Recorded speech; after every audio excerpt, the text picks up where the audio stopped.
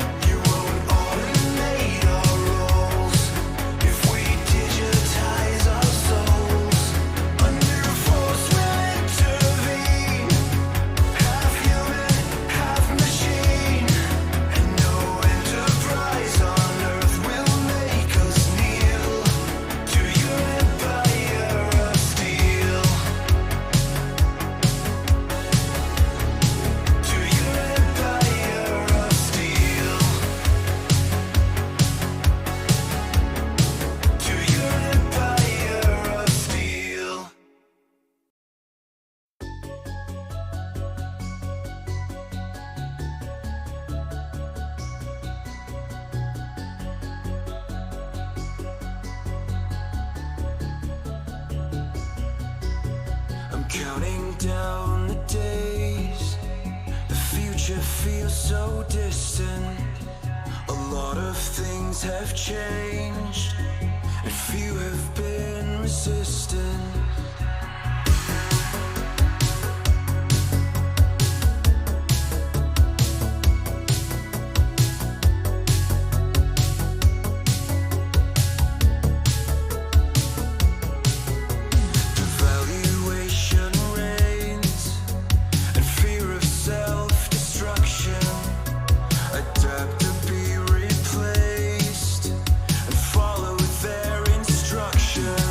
So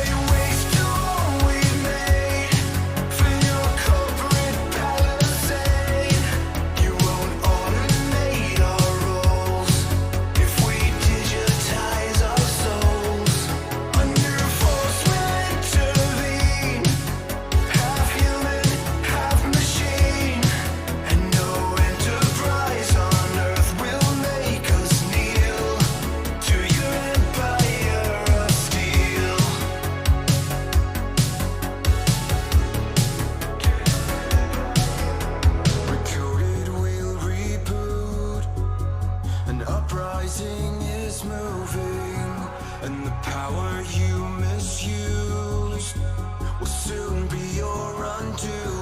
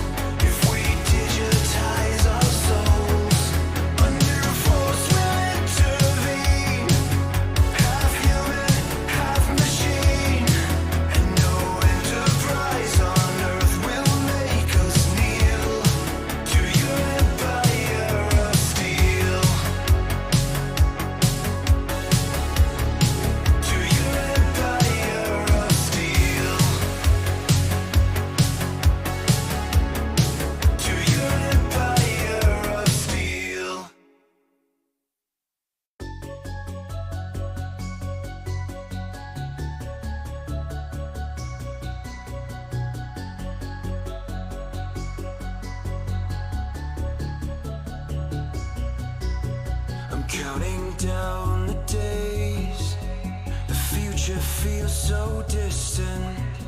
A lot of things have changed, and few have been resistant.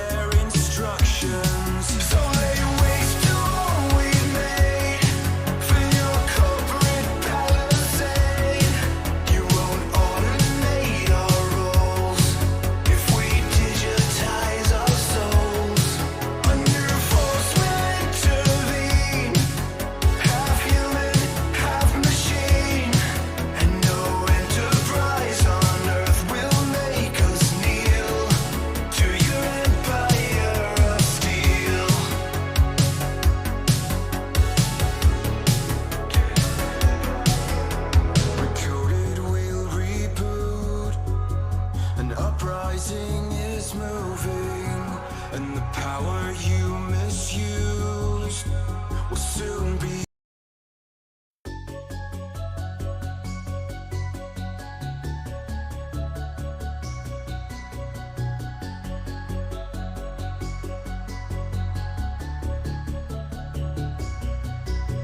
I'm counting down the days, the future feels so distant. A lot of things have changed, and few have been resistant.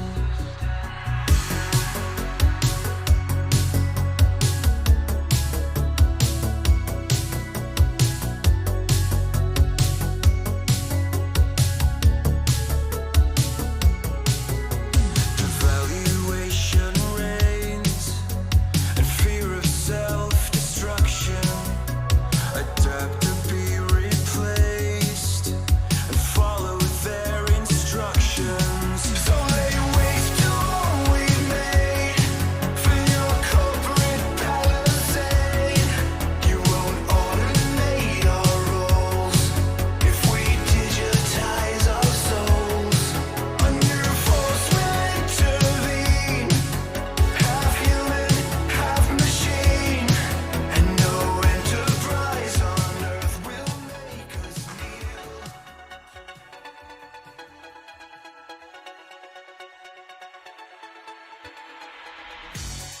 All right, welcome to what is this episode? At some point, I'm going to stop calling these episodes because I'm going to be doing them every single day.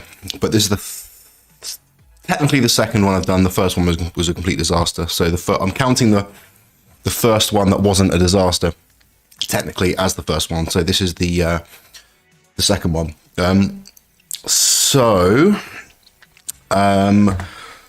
Boring stuff I've got to do first. Can you hear me okay? Is the mic...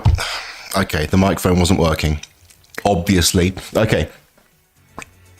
So I was saying, this is the second, technically the third Decentralist, but the first one was a complete technical disaster. So I'm counting this as the second one. So the first things first, just to make sure everything's working. Can you... Because I'm just getting used to all the technology. Can you hear me okay? Let's have a look. Make sure this is working. So yeah, there's something I just need to quickly work out. I can see you guys on YouTube, so if you hit me up in the chat, let me know that you can... Oh, turn that off. 1 second. Okay, keep that off.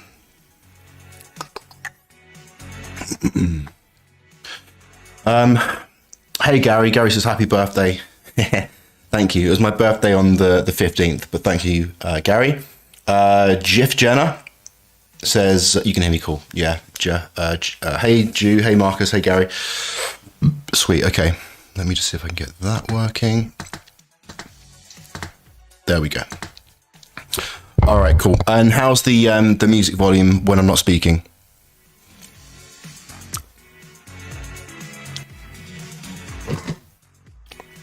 Oh, cool. Jeff Jenner, you just subscribed. I saw a little thing pop up there.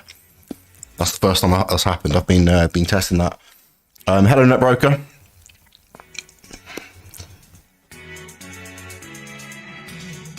Is that too loud? Is that all right? Let me know.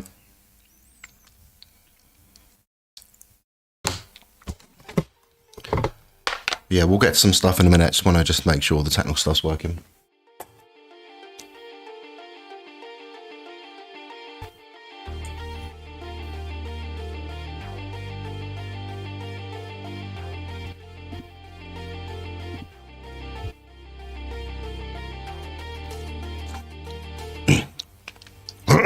Yeah, this music's fine, yeah? Because it sounds great in my headphones, but just want to double check. Okay, cool.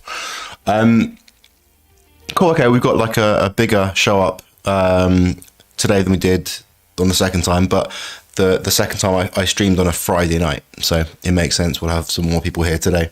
So here's my plan for today. Maybe you saw the message I sent out. So we're gonna go into Bitcoin, right? Have a look at Bitcoin. I want to update my wave count, right? It's kind of, in a way, it's kind of good that I'm not getting a chance to look at the charts between us doing this, because then I can, because I forget who it was, probably someone here. You said you really appreciated watching me do it live rather than just kind of explaining something I'd already, done. The comment I got was you guys seem to really like me doing it live. Not here's one I did earlier. So in a way, that's kind of nice. So we can get to look at it together, right? And we can come away, hopefully by the end of today's Decentralist show, with a clear, confident outlook of where Bitcoin is likely to go, given what's possible for us to possibly know as limited human beings. And I also want to have a chat with you guys about the NFT launch collection that I've been working on it, off and on since like November. And it's something I'm going full steam on over the next couple of weeks. And I'm really excited about it. And I want some input from you guys, because you guys are going to be the ones who get first access to it. And so you guys are the ones who are going to get access to the rarest and most valuable ones. And so I want to involve you guys in the process and kind of take you along for the ride. Hey, Robin. Good to see you. Okay, so before I dive into Bitcoin, I'm going to say the same thing I always say, which is if you've got anything you want to show me, any charts, any trades you've done, even if it's simulated or live, makes a difference. You want to show me something, you want to show me a chart, anything at all, right? Maybe it's something that's nothing to do with what I've, for those of you who are on the wave counting immersion course, maybe it's nothing that's on that course, and you've just come across something. You came across some indicator. You came across some. You watched a YouTuber who talked about some method, and you think it's really cool. Like, yeah, like bring it up, show me. Let's talk about it. If there's anything I know about it, then I'll share. If not, we can explore together. Let's make this interactive. Let me. I know you appreciate me just doing my thing, and you like to watch me do your thing. But there's a lot of value that you can potentially get out of me if you want. If you want to present something to me. If you've got a chart to show me, let me think. The easiest way of doing that. I think the easiest thing would be. I think if you go into the network, right, the Kingsilver network, the community, and you send me a DM, and you post it there, then that'll be the easiest way, I think, for me to see your chart. All right. So apart from that, shall we jump in? Okay. Pardon me. Oh yeah, I remember like the last time I did this on Friday. The connection to my other computer completely it died for some reason. I don't know why. Let's see if it works now. Boom. Okay, it's working now. Let's hope it stays that way. Okay.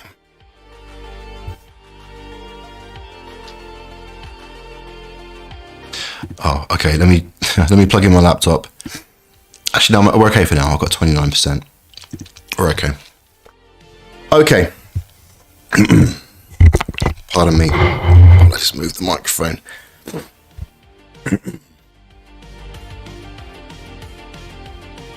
So we always start off with the macro, right? We always start off with the macro.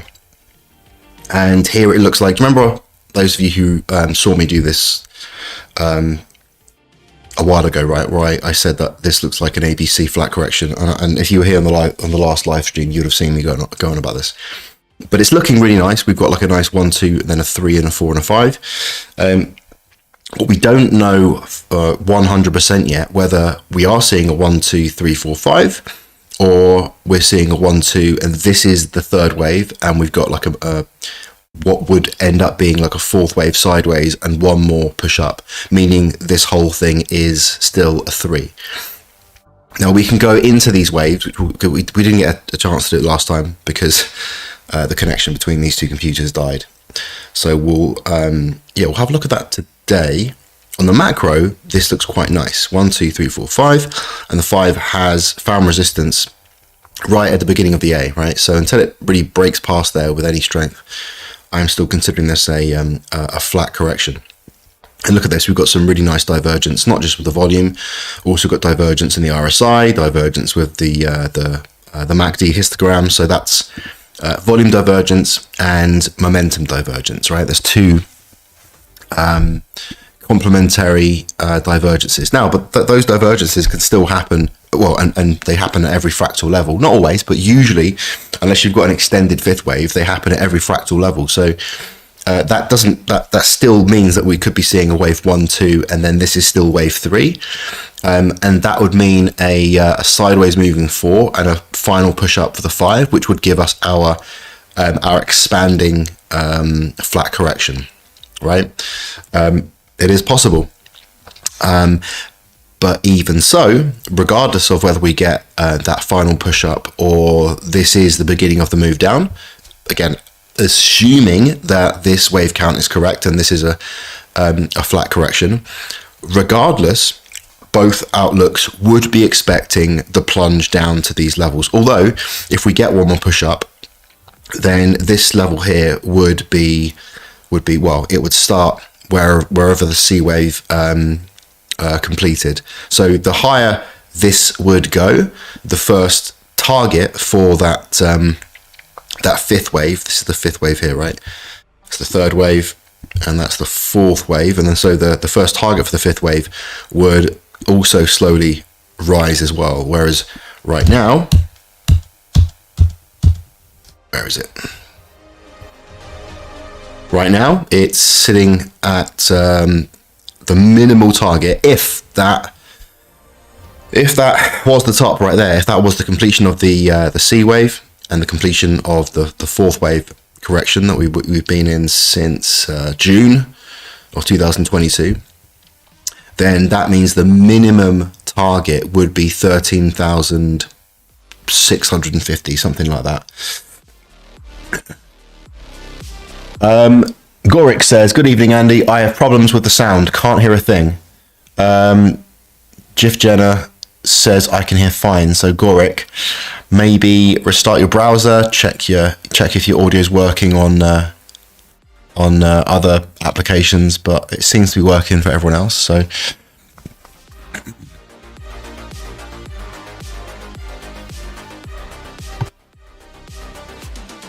I've got some more sound effects.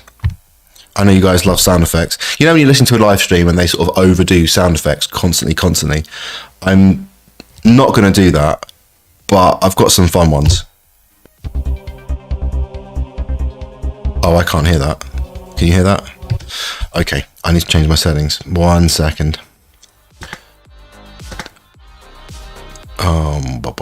Change that to that, and then change that to that. So now I can hear. Yeah. So if I ask you guys a question, like, right, so tell me, what do you think what's going to happen based on this? And then look, we're having a little game show. That's fun. And it's like, are you right? Correct. Anyway, yeah, that's enough of that. So I'm new to this kind of streaming. It's fun. You know, all these like sound effects and stuff. It's fun. But I'm not going to overuse it. I'm just going to have to wait until the time's right. I don't know.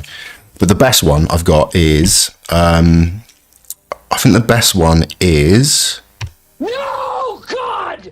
No, God, please, no! No! Yeah, that's the best one. All right, that's it. So, let me see if I can bring the microphone closer. Hang on. Oh, shit.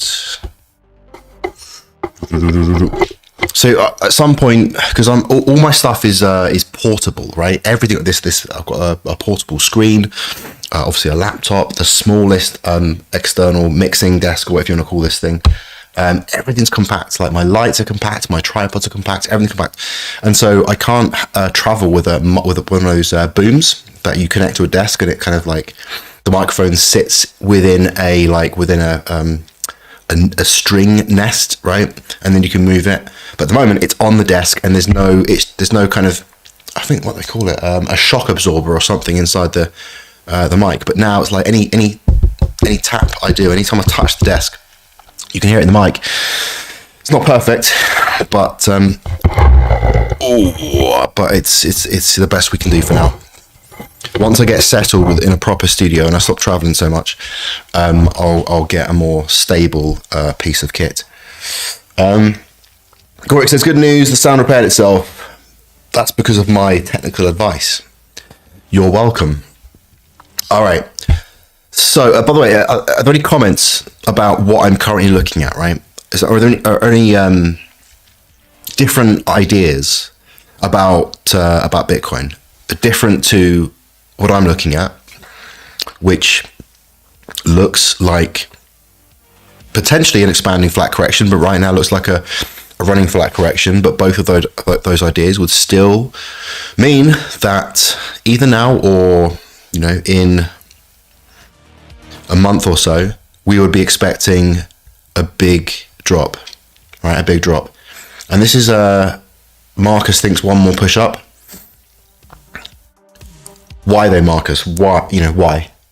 Is it because you think that this is still, this whole thing was the third wave, and now we're going to experience like a sideways correction, which would be the fourth wave? So you think that's the third wave? You think the fourth wave is going to be kind of coming out here, and then we've got another fifth up? Is that what you're saying? Is that what you saying, bruv? Oh shit! Wires all over the place. Jiff Jenner says, "Is the last correction long enough to be the end of the sea wave? Is the last correction long enough to be the end of the sea wave?" Hang on. You mean this correction here? I mean, it doesn't break any rules, right? The only rule that, okay, it's not a rule, more like probability, right? The length of this correction is it's very unlikely to be the completion of this correction if it is shorter in duration than the prior impulse, than either of the prior impulses corrections. And so this one, wave 2, was the subwaves of this correction. The correction there was just a little bit shorter, and this one here was also shorter. So it doesn't break any of the the probability rules. Marcus says, yes, third wave, then correction. You mean fourth wave? So yeah, you think this is the third wave, then the fourth wave correction. Okay, Jiff Shadow says, I think there would be a longer wave 4 correction. Well, that's the thing, right? Yeah, yes, I agree.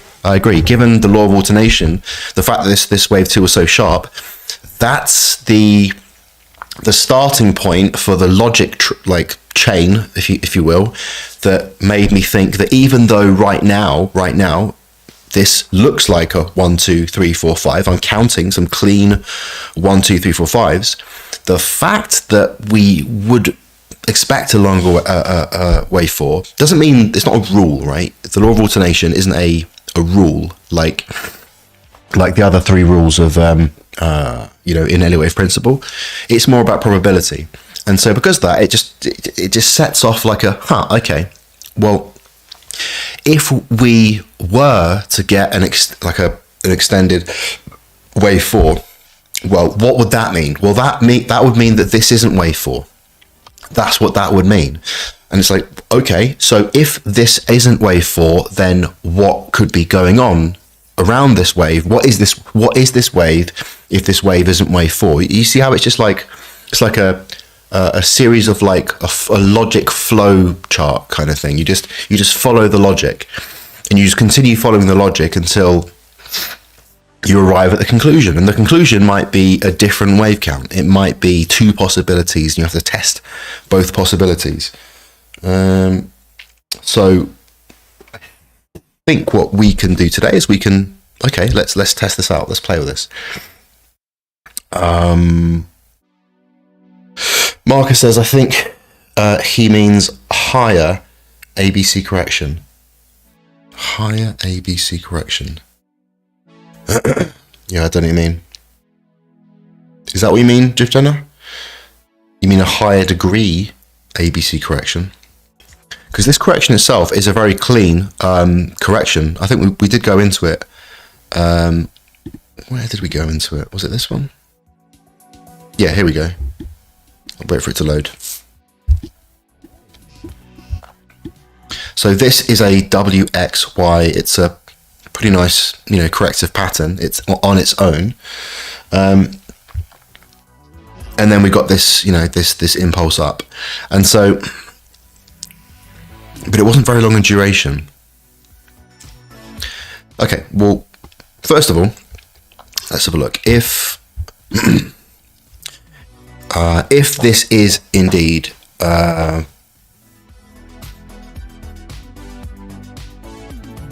if this isn't wave 3, if this whole thing is wave 3, and this means this is wave, like a sub-degree wave 3, then what would that look like? Well, would that look like wave 1, 2, and then that means this whole move would have to be the wave 3 of, the lower degree. I can't really see the wave 1, I mean, you could say wave 1, 2, 3, 4, 5, but I mean, I think I was saying yesterday how this could be an ending diagonal. So you could have a 1, 2, 3, 4, and then 1, 2, 3, 4, 5. This could be the ending diagonal here, which would complete the 3.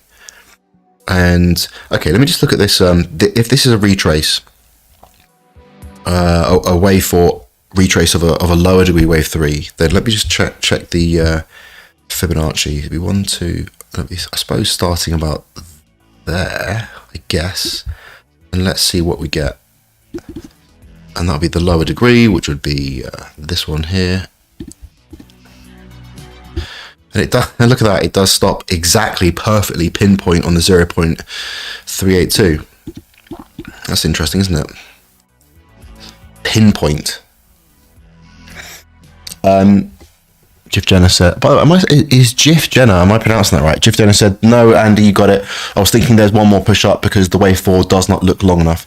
Netbroker says, can you draw on Andrew's pitchfork from the last 3, 4, and 5 circled? 3, 4, and 5 circled.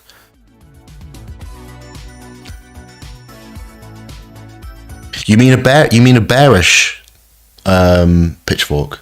3, 4, and 5. And that will take us down. Normally, if you do a pitchfork with the 3 as the starting point, like P1, and then you do 4 and 5, that helps you look for the first wave in the next trend. So, and that's not a regular. I think that would be there. I think regular, and get rid of these. I'm assuming that's what you mean. Let's change the color. We'll get onto the pitchforks later in a bit. I don't want to throw on pitchforks right now because we're just focusing on Elliott Wave first. You got to do one at a time, right? Don't first do the Elliott Wave.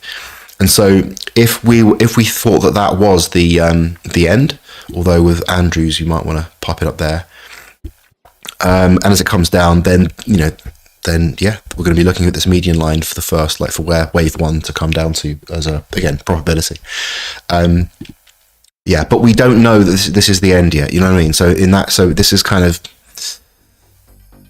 a bit of a waste yet, right? Because we still need to have, do the other work, right? Because we haven't decided this is the end yet. We're actually kind of going to see if we can lean on the analysis that we've been talking about where we're expecting another move up, right? Because look, it's always tempting to trade counter trend because you want to catch, you want to catch the very, very tops and the very, very bottoms, but it's the hardest thing to do. And it's the riskiest thing to do.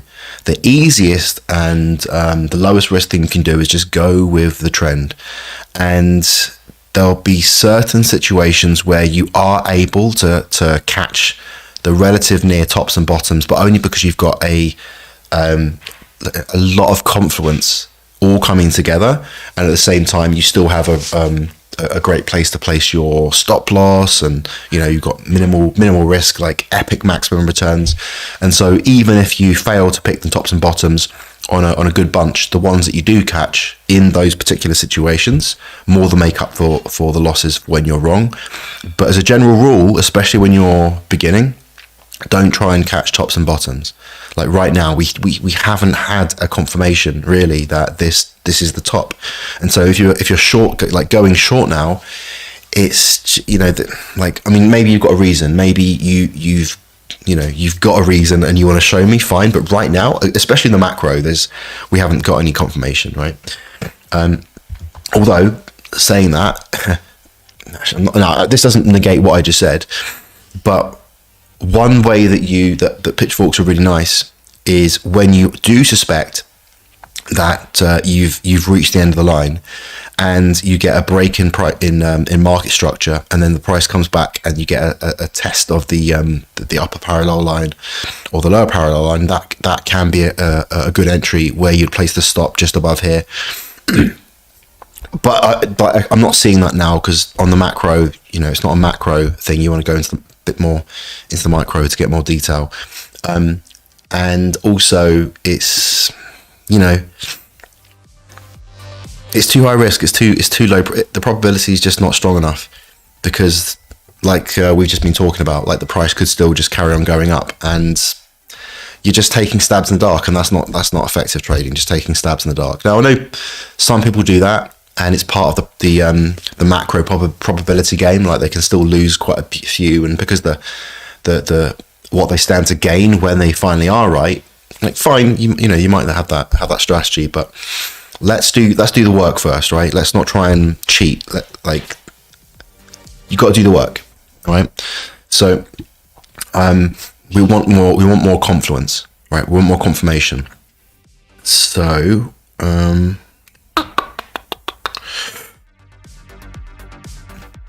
what I'm going to do, I'm going to create a new folder, but this is a mess. Don't look to me as an example of how to organize your object tree. I suck at it. I always have. My object tree is the same way my room is mess. The desktop behind my that's literally the background on my computer, right? So I think it's the creative type of person. I'm going to just say as a positive, it's just like the creative mind. So hopefully your object tree is far more organized than mine. What I'm going to do is I'm going to create a folder. I'm going to bring that to the top. Create group, and this is going to be well, really this is a bearish. This is the bearish outlook, because right now this particular wave count on the screen now is now predicting a huge crash down to like what did we say, 12,500, 14,000, 30,000, something like that. So this is my bearish folder, and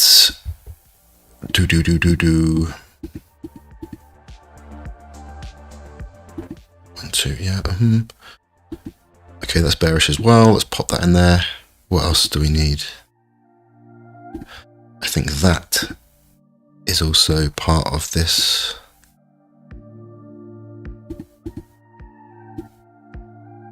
Okay, so I think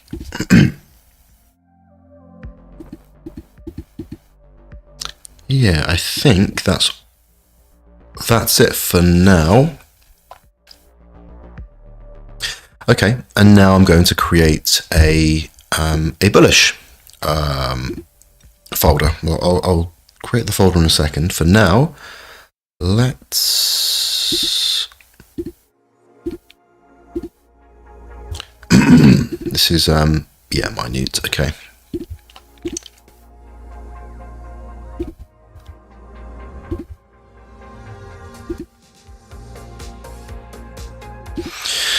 One, two, and now we're looking at a potential 3, or maybe I think this one there was the 3, and then we're looking for more of a sideways thing for the 4, and then a 5, something like that.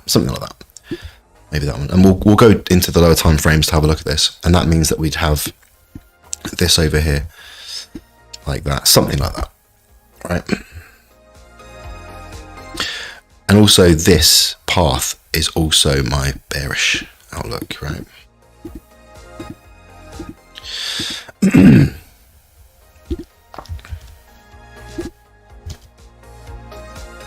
And so my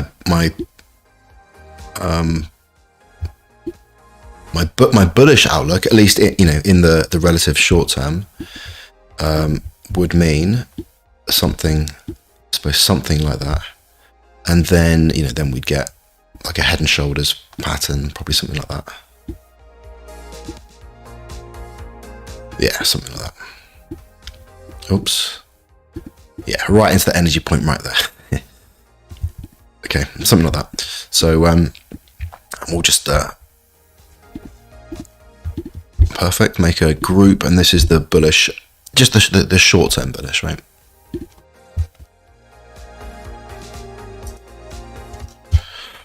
Remind me where you guys are watching this from. There's people in different parts of the world.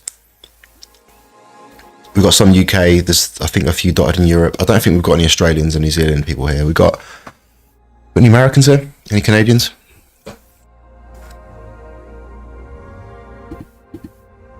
So we don't need, okay, we'll go to the path now. Okay.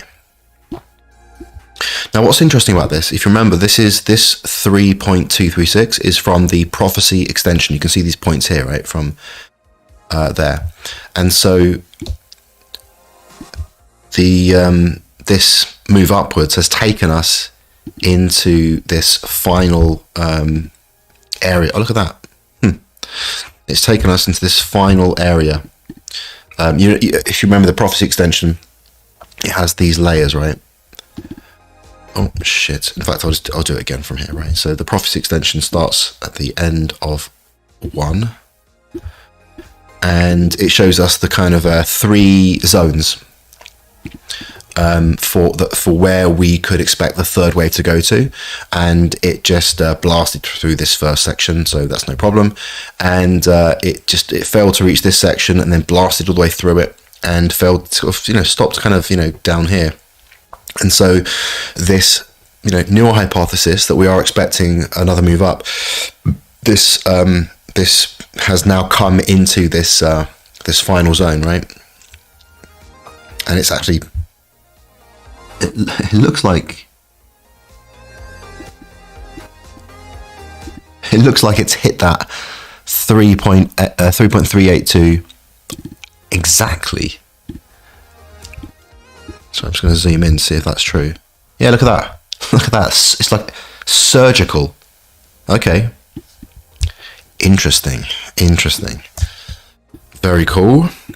So that's definitely making me lean more on this more. Marcus is from UK. Crypto for the rest of us is from Montana. Crypto for the rest of us, are you from the community? Because Crypto for the rest of us, I don't know what that name is. Gary's from USA. Gorek is from Belgium. Kim's from Denmark. Nice. Very cool. Yeah, we don't need that. Let's get rid of that.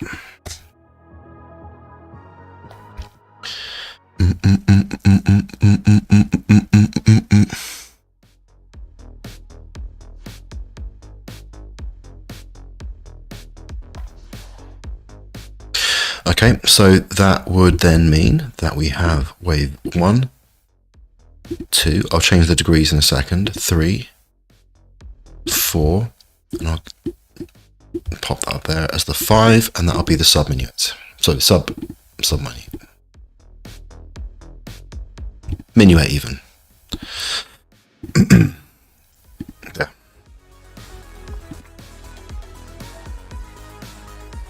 And that's why this is green. So that's interesting. We've got a pinpoint for that prophecy extension here, and we've got a pinpoint for the is that right? Did I get that right?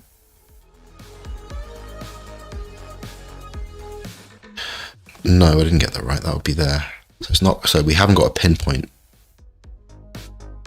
right there. Oops.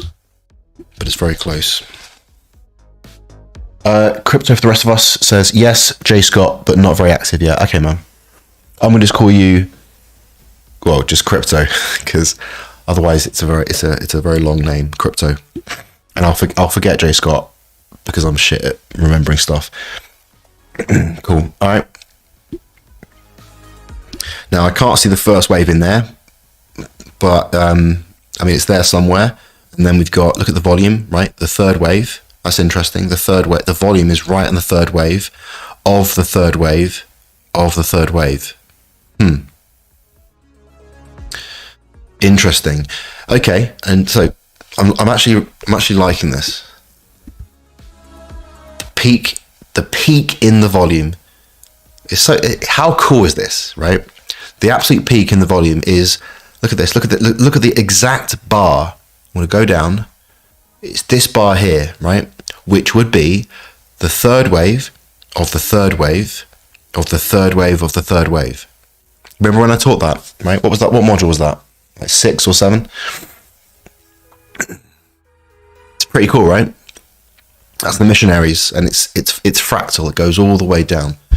And the only time it isn't the case is when you have an extended wave 5, right, which eats up a lot more volume. Really cool. Okay, I'm happy. Well, let's do a few more tests. We can do a trib based extension on this 5th wave of the third wave. So we can go like this, and we can see, yeah, just shy of the 50. It broke the minimum level that we would expect in a 5th wave, and it was just shy of the 50%. I'll change this to green. Let's keep that on. So that's what you would expect. Okay. And we do have some rejection bars, candles up here. Again, we're going to go into the lower time frames to have a look what's going on. And also, do you remember? Maybe you don't. Can't remember this. Well, but then again, okay. So if this wave 2 was relatively deep in the 707, not super deep, but relatively deep, deeper than 61.8, which is normal for a wave 2, and this is why we might be. And it was like a sharp, relatively deep wave 2, and so we would be expecting, at least in terms of probability, a shallow and a bit more sideways drifting wave 4. And so if we're expecting, if that is now the top, and we'll explore deeper to see if that is the top, or this is, we've got another little push up to complete this wave 5, 3, etc. But if this is the top, then let's look at where the 38.2 is, for example. Oh, what am I doing? There we go. Oops.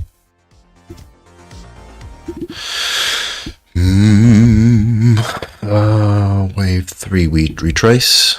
Okay, there. Huh. So that means we'd be expecting really, like, the first level, the minimum we would expect is here, right? Which is just a touch above this point of control, right? Which is just this particular unfolding, and this might move because this hasn't finished yet. This is on this time frame. This is the monthly. So this is the month we're in now, month of February, and in the entire February, this price level right here, like 22,950, something like that. That's what the most volume has been around the area. And so if we don't come down here, and before the end of the month and we start the new month, then this turns into what's called a virgin point of control, or some people call it a naked point of control, and it just means that the probability is that price will come down to test it, and so it would make sense given we're expecting, well, even if we were thinking that the bullish move is finished, then we're expecting a move down anyway. But that's around here, so I would expect it to not stop there and to definitely reach that point. Where's the 50%?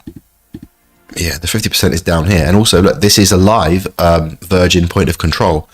And so, everything doesn't have to alternate. So we might get, for example, we've got a sharp wave 2, and it's relatively deep. But not, 707 is not crazy deep. It's just a touch below 61.8. So it's just a relatively standard wave 2. And so if we did get a sideways moving wave 4, we do have this point of control which might act as a kind of a magnet wanting to put it down. And so if that's the case, I wouldn't be going like because of the varying different ways this can happen. I don't know if I would be just taking a stab at like a fifth wave long. But again, everyone's different. You've got your own styles. Personally, well, I mean, like fifth wave trades are my favorite, but it's at this point now it's hard to speculate. We've got to wait to see what happens, and if an opportunity arises, if a trade setup appears, then brilliant. Cool. Okay. Well, we can keep those. That's going in my bullish folder.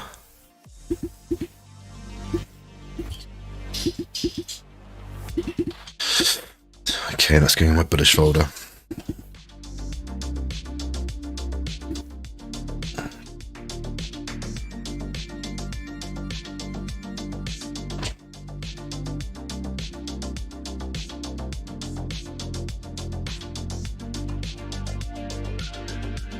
Yeah, don't want to mess around with that path. Because you can get stuck trying to be too like, oh, I think it's going to go exactly to here, and it's like, the hardest thing to anticipate is the when, right? Price is a lot easier to anticipate than time. and I suck at it. I suck at guessing when something's going to happen. Alright, now let's go a little deeper, and I want to look at this area here, right? So let's go, I think, one touch deeper, and let's update, because so now we've updated this wave count. I think we started updating, we started updating this, didn't we? And we saw price, that's it. So this is like when I looked at it on Friday, we saw price break out above this this channel, and now price went back into it, and we'll look at that in a second. So I want to just come back to here. So let me just get rid of these.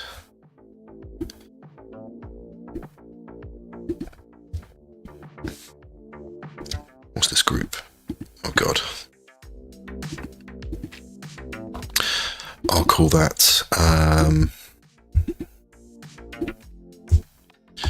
macro pitchforks, and I will just leave it up there. Oh yeah, I remember this. Okay. Yeah, we'll come back to that. So that's 4. Okay, well that would need to move. Hang on, 3.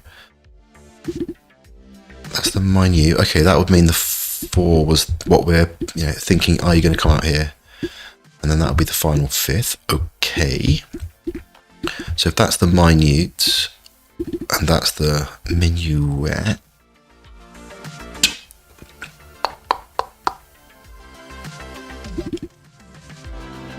Okay, so that's wrong. So 1, 2, 3, 3, 4, 5. What I'm doing is I'm just copying what we've got here, right? I'm just copying with that starting point. So that means that goes down to the subminuet.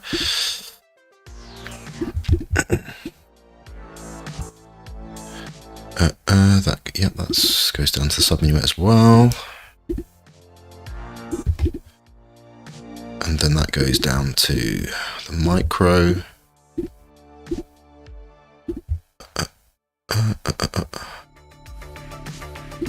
So does that.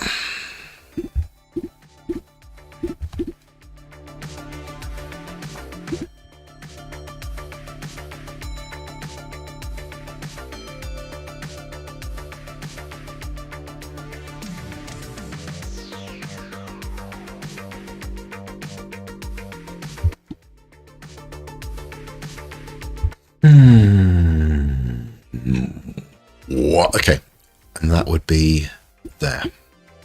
And I'll get to my little hypothesis I've got. Well, I'll just do it now. Okay, so I think this is something I was like looking at.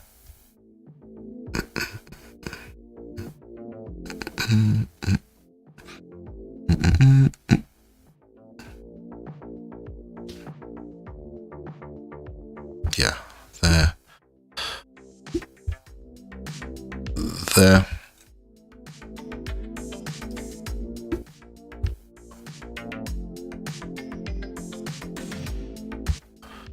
Think there. And something like that, like a 1, 2, 3. So 1. So that's like 1, 2, 3, 4, 5, and ending diagonal, baby.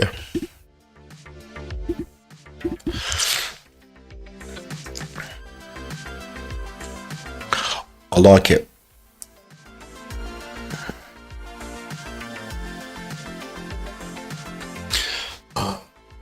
Just get some water.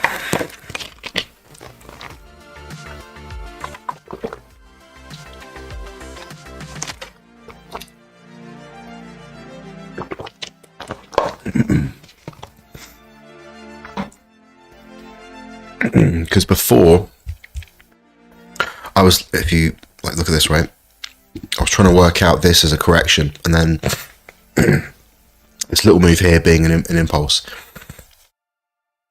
Pardon me. So this makes more sense to me. this, this triangle market structure. Yeah, I like that. So 1, 2, that's the 3, and we've got like a, I can't even see the 1. God, maybe it's a leading. Maybe it's a leading diagonal like that. 1, 2, 3, 4, 5.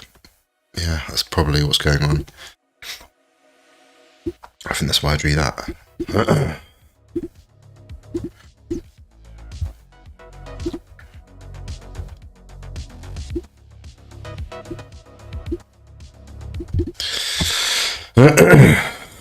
One, 2. That's the 3. What's that from?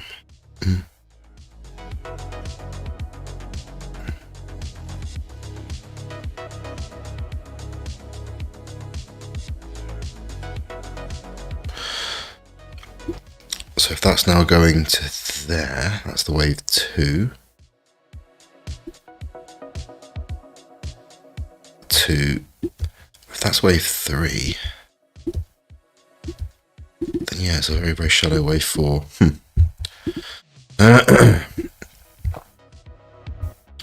Whereas if it's there,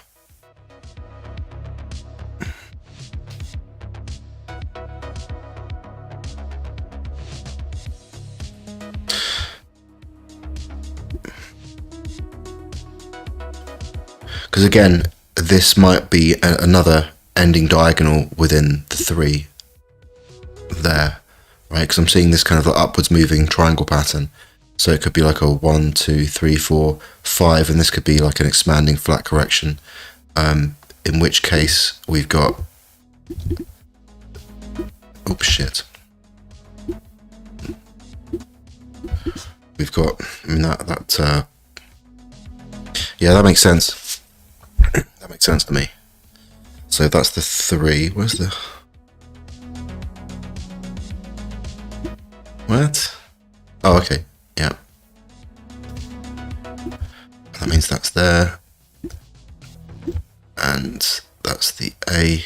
I've gone into it in any deeper to see if that's an A or a WXY, but I mean, this looks, from here, looks impulsive down, so...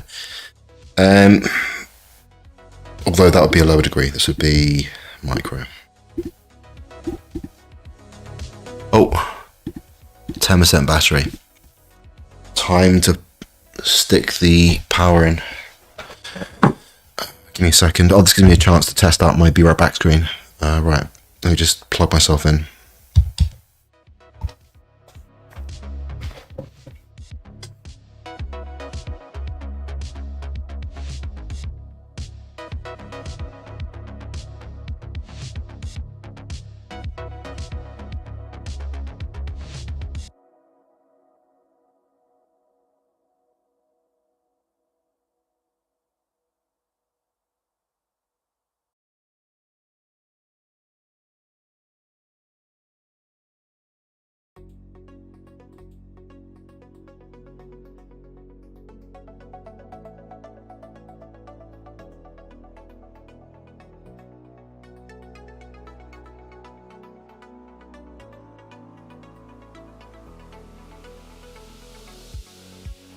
All right, I'm back. Plugged in. We have power. Oh, sorry. There we go. Why am I apologising? That's such a British thing to do. I just knocked the table and I'm apologising to everyone. Okay, so that needs to 1, 3, and then that would mean that this is the 5th wave there.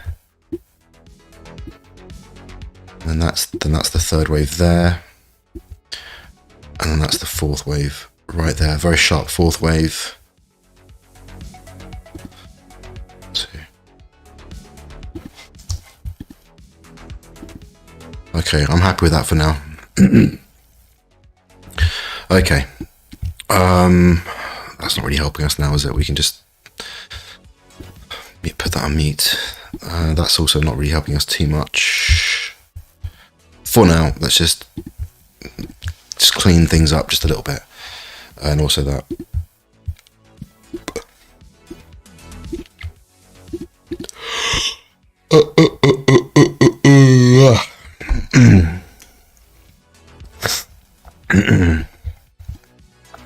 If there's anyone who's just started watching this, then yeah, write in the chat. I can see the chat here, so write in the chat. Let me know where you're watching from. If you're from the Kingsilver network, right, the community, let me know. If not, hi, nice to meet you. Any questions you've got, let me know. If you're not subscribed yet, then subscribe, or you're a loser. There you go. That's my pitch.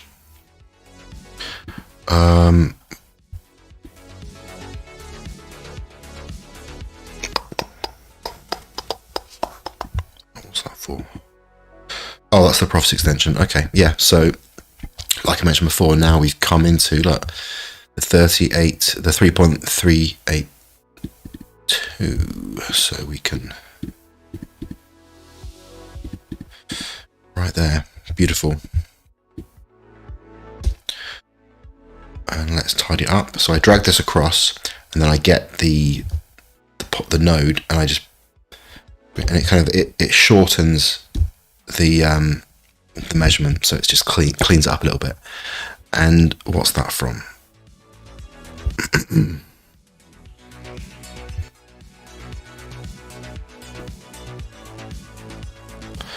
Let's try that again. We want from there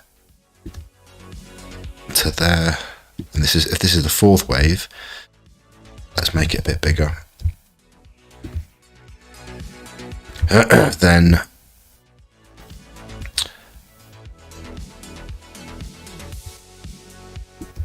let's make it a little bit bigger still.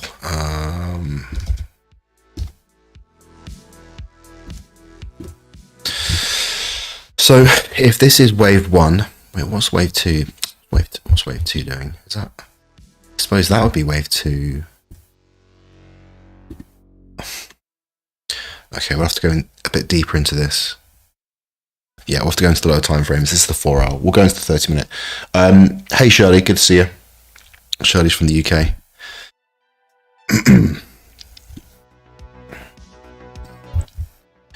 Okay, well, we've updated our wave count on the 4 hour. So now let's go a little bit deeper into 30 minutes. Now this is KuCoin back there. This is also KuCoin. So what I just did also updated here, and now we've got more resolution to play with.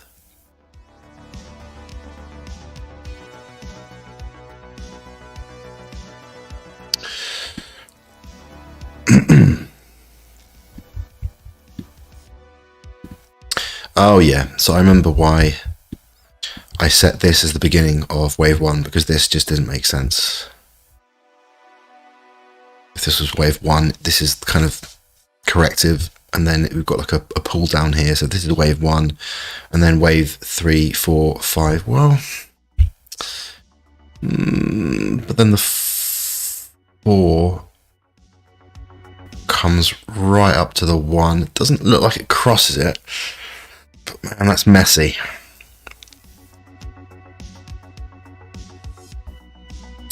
So yeah, I kind of think it's a very kind of irregular WX, and we've got like a correction here. Then bang, that's the impulse up. Unusual, but I'm gonna stick with that for now.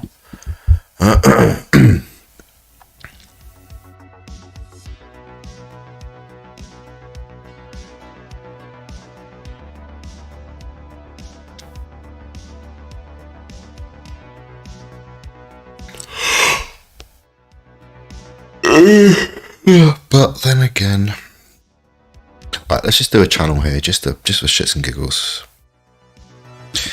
This would be a base channel, just for shits and giggles.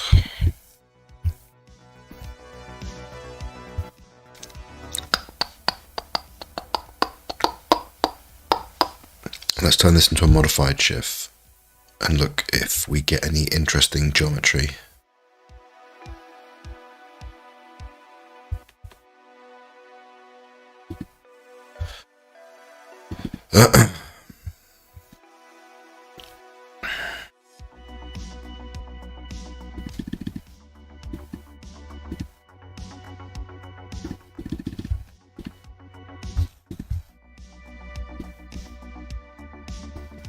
when you're doing this kind of stuff, it's important you don't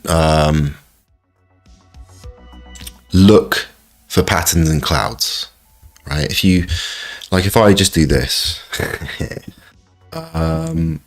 what tool shall I use? Let's use the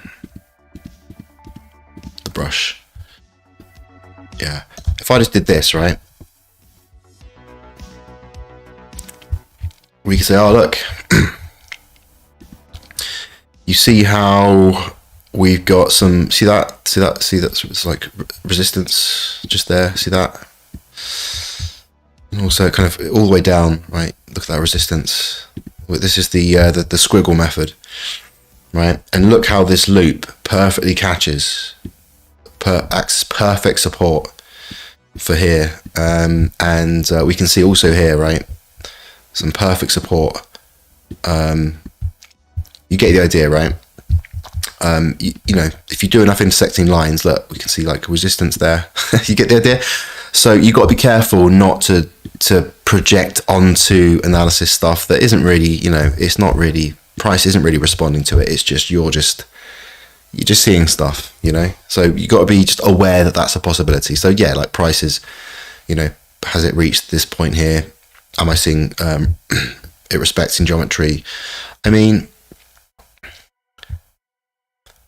yes, price hits the first warning line here, and it, you know, just blasts all the way up, and it does kind of find resistance there, and then support on this warning line, and then it comes back. I mean, once it starts getting over here, it's not really responding to it. Maybe on the way up, you know, it was useful, but right now it's not. It doesn't seem to be responding to this geometry very well. So. And I got that from, you know, what looks like an invalid wave one really there. So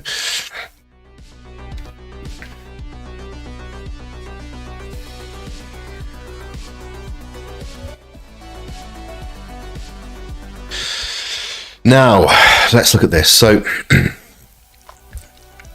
we left off last time when price had just broken up. It was like here. It's like, yeah, that's like 8 o'clock on the Friday. So like it was about here, something like that, right? And this is the 30 minutes. Let's get right into it. And so there's lots of overlap. Price comes all the way back down here. Now that can happen. Wave one, wave two. We've got the volume coming in wave three, although it's happened right at the end. So that means this is wave three. We've got an extended wave five. Strong impulse down, finding support in the wait, this baseline isn't even correct. Oh, it's correct, it's there. Okay, cool. So finding support in the middle of the baseline, and then this move up. So, you know, I'm asking the question, I'm not saying this is what it is. Are we looking at here a 1, 2, 3, 4, 5? No, that's not what I mean. Because then what the hell's going on here? Because if we're thinking that this is the fifth wave there, and this would be a degree lower, this would be the micro, then that would mean this is the third wave with the volume, and then we're looking at some kind of like triangle, and then this is the fourth wave ending here, right? So we've got a like an A, B, C, D, E, or an A, B, C, D, E. A, B, C, D, E, I guess.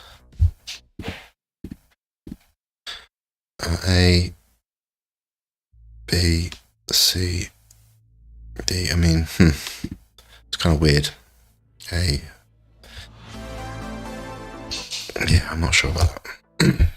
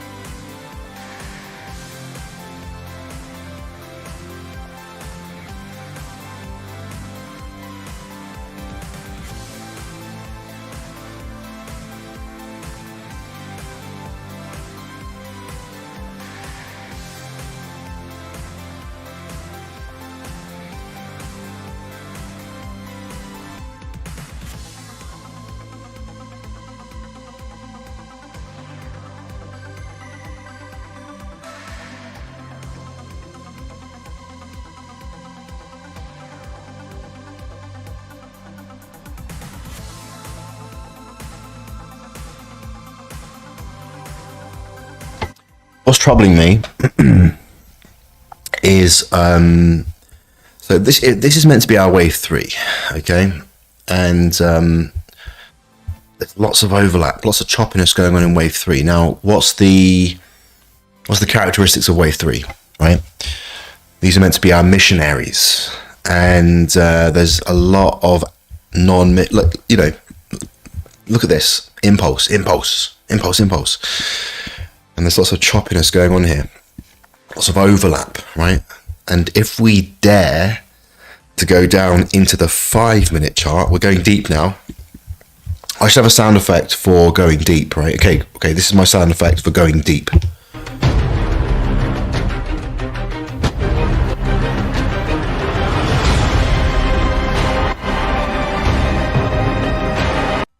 That's my 5-minute chart sound effect. We don't normally go this deep. Or maybe I need like a warning sound. Okay, now look at this, right? This is that wave 3, that, hypothetically wave 3 situation. It's corrective, that's what it is. That is the right bit, isn't it? Yeah.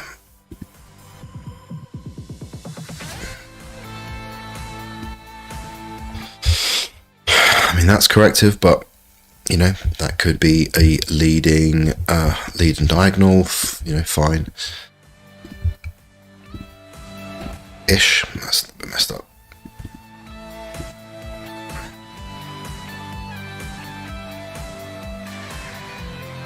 Yeah, that's too corrective to be, and that's meant to be, if this is wave 1, right, and then let's say a running flat. Well, no, because look, that would end there. That goes down lower, so that means that would be a wave 1. Comes right back down there, so it's all overlapping. So look, this is corrective. This isn't a wave. This isn't a wave 3. It's not.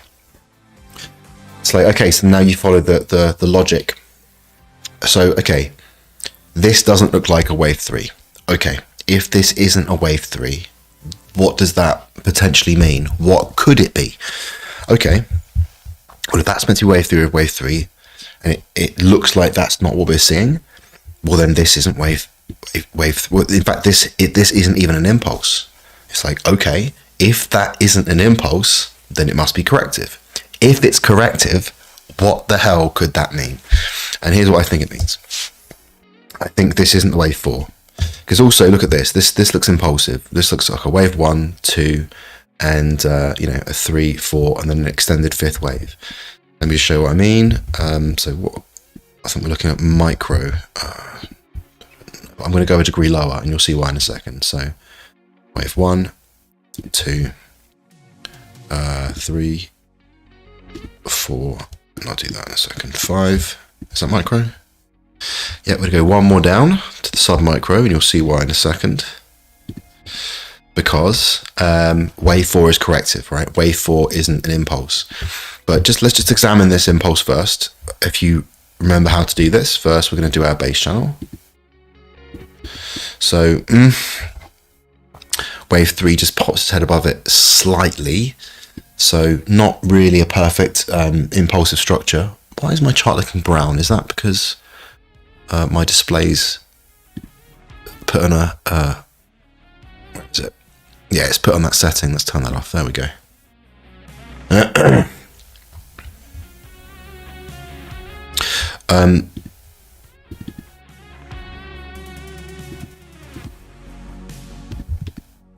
Okay, so wave 3 has just popped its head above and then come back down. Again, the way I've labelled this. So, not ideal. All the volumes in here, but then that could be an extended 5th wave. Okay, let's see if wave 3 here at least reaches our minimum target. Oh God, let's close all my stuff. Just realised, because I'm running the stream on my other computer, it's not laggy, but it's good practice just to kind of. I need Photoshop open. Yeah, that'll do for now, I think. Okay. Yeah, so let's just do a prophecy extension for the wave 1. Green, white extension. Yeah, so we've exceeded the first, like the minimum we would expect from wave 3, so that's fine. Pardon me, Jesus.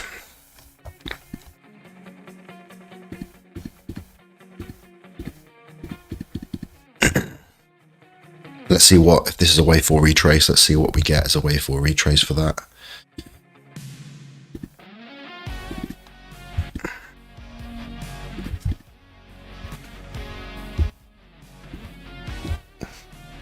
Yeah, almost in the nose for a 38.2, which is very, typical for a wave 4 retrace. Okay, so that, that works. Then we've got an extended 5th wave.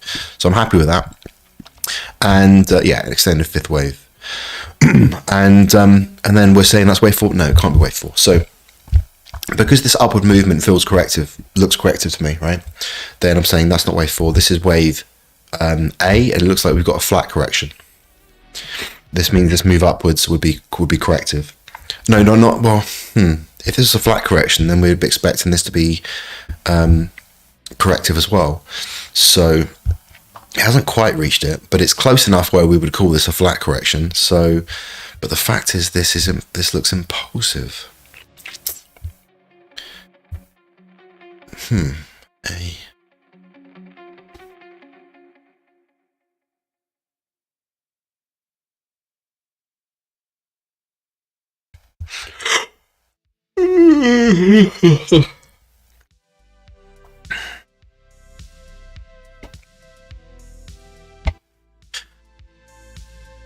Unless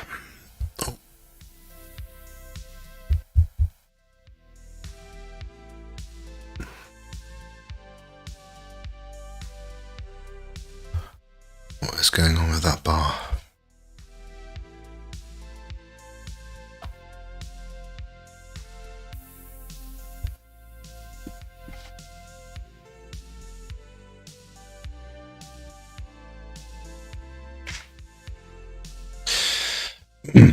Okay, I've got to go back into 5 minutes.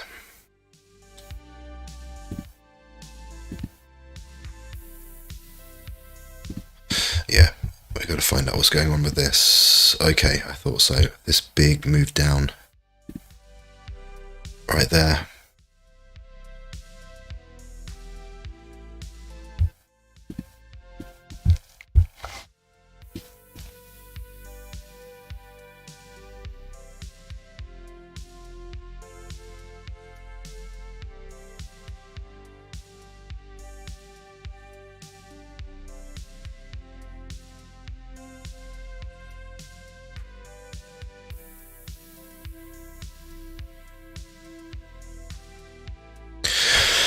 Well, if this was impulsive, this is the wave 1 here. Not here. Here. Right? If this is impulsive, that is our wave 1 there. Okay, let's redo this.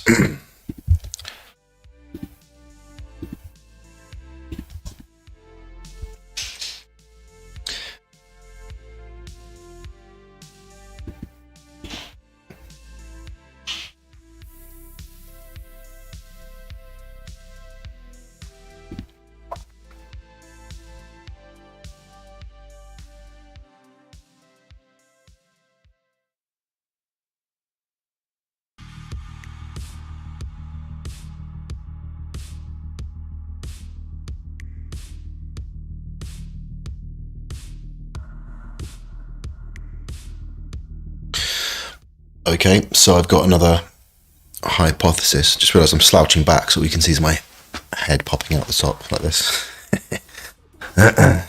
Okay. Well, this doesn't work like this, right?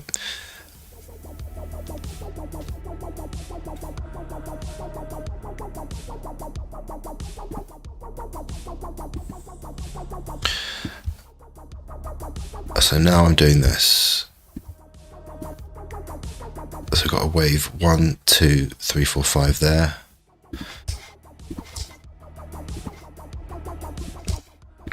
And for those who are wondering, like, why haven't we got, like, hurry up, why aren't we getting to where Bitcoin's at right now? this is all, can you see, like, this is all, we're investigating the chain of logic. Because, like, in order to understand where we are now, we need to understand where we've come from. We need to be able to see kind of where we sit within the macro crowd psychology structure. We haven't even got into pitchforks yet. There's a reason why I started off the wave counting immersion course with crowd psychology, because it's the first contextual perspective, the window, right? The macro, the context. And once we've mapped that out, and we're like, right, I'm really confident that right now this is my primary map of the unfolding psychology of the market, then we can lay over the top of that other analysis methods. And my favorite is Andrew's median lines, which are the pitchforks. So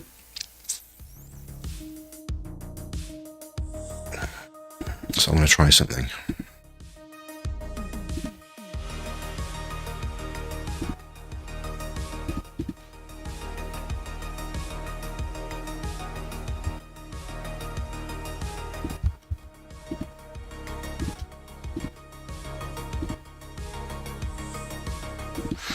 Wrong one.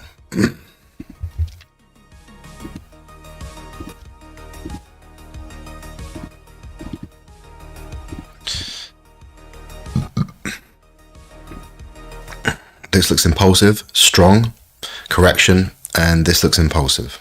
1, 2, 3, 4, 5, the volume there, and then extended fifth wave. So I'm going to go with this being a unusual A, B, and then a massive C, and that makes this corrective, because with this push down here, I wasn't seeing that impulsive structure. It's just broken out ever so slightly from what is a kind of a corrective channel.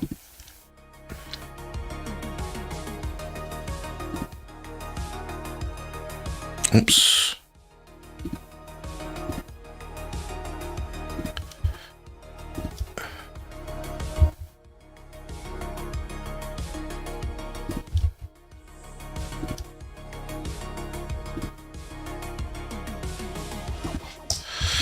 There we go.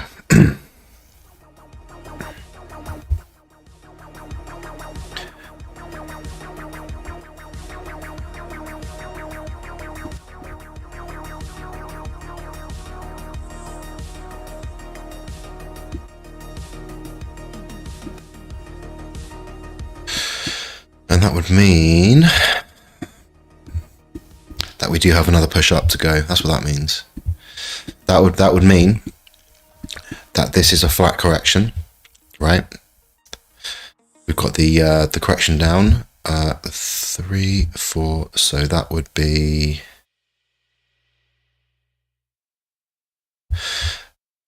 that would be a degree down more. So we've actually run out.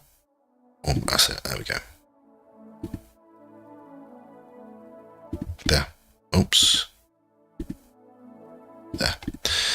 A, B, C, and then the 1, 2, 3, 4, 5 down there. Okay, cool. That makes sense. And that would mean we have the A, the B, and if this is a typical flat correction, we'll come down lower. Let's just say there. So that's sub-minuet. So we'll make this the micro. Okay. And we've got a strong move here. So this would be, we've got, yeah, so that would make sense. That's the third wave. Where's the volume? I mean, relative to this spike here, we're not really seeing much, but it makes sense if there's a wave 1 in here, right? Let's go down again, down to the 5 minutes.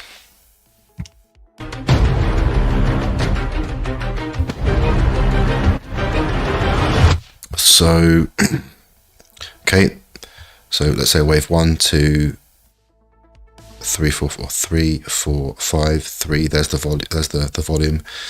The 3 of the 3, the 4, the 5. So we've got another move down. What would that look like? Oh shit.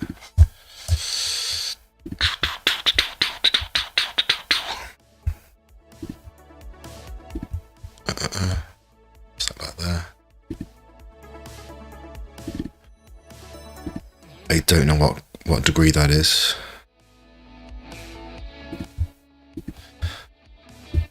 But yeah, so that's what we'll be looking at. Really, like, is that an extended wave 3? Probably little wave 1 somewhere there. Wave 1, 1, 2, 3, 4, 5, 3, 4, 5, 3. So yeah, so I suppose we'll be looking at like this zone there for that little move without doing any other analysis. And if that's the case, in fact, we can do this. So if that's the case, or maybe it's even reached it. It's hard to see with this at this level, but we could say that's a wave 1 and a 2. Yeah, maybe wave 1, 2, and we could say that's the 3 there, 4, and this was the 5. We're getting a lot of separation here, so let's say it didn't quite reach the 382. Fine. It's a big push. It's a big pushback to not be the end of the move. So I'm going to assume that is the end of the move, and we didn't even reach that little zone I just did, but almost the 382, but didn't quite reach it. And so that would mean this is the wave 1 of the C, and the C is the micro, so that means we'd be doing the wave 1 and then wave 2 here, 3, 4, 5, etc. Right? That's the micro, so that's going to be the sub-micro.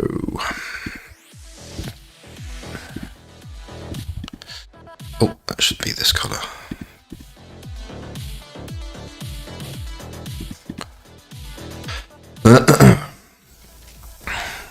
So without spending much time going deeper, A,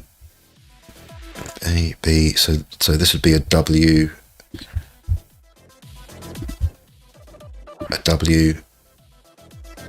it could be a triangle for the Y. Yeah, I think that's it. I think it ends there, and we've got a WXY there. That's quite nice, actually.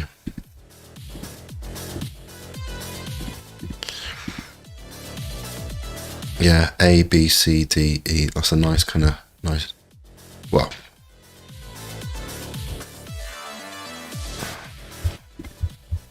A, B, C, D, E. Yeah.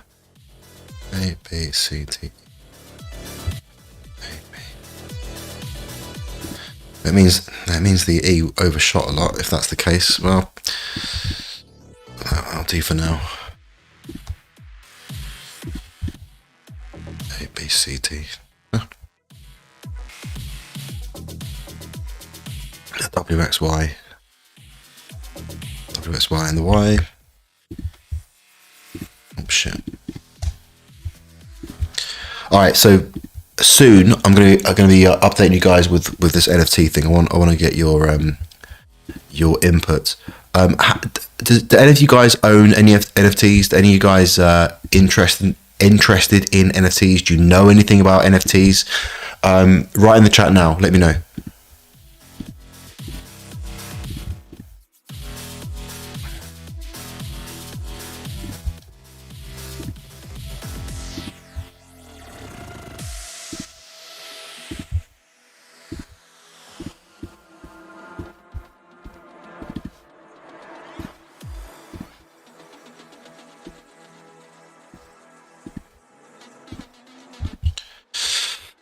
Okay, that needs to be pink.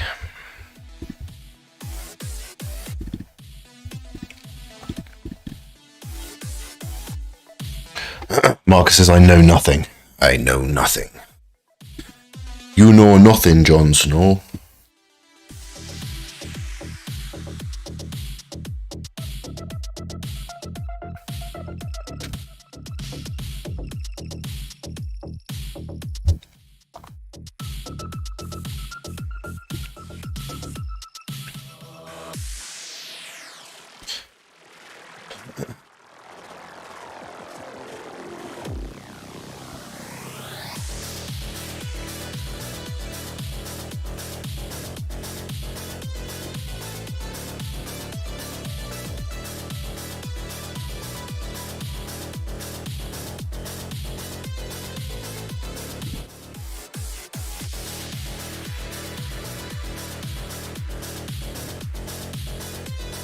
according to the Fibonacci extension tool, it says our C wave, we'd expect it to come down to this level here.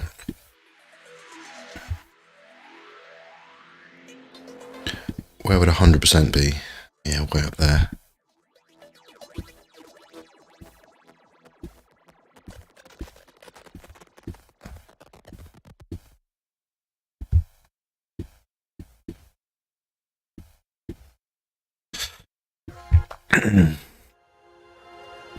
Well, if that is the end of the impulse, and it could just also be the end of one of the subwaves of this one, so I'm not saying that's the end of that, then we'd expect the correction upwards in the wave 2. And I would also want to see if we've got any kind of volume areas of interest. What are we on, the 30 minutes? So we've got this level.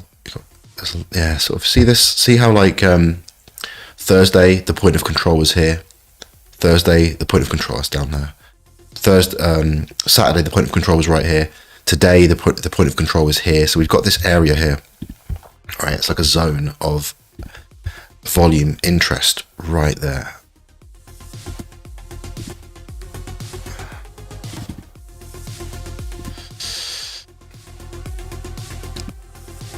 Right, so a supply zone.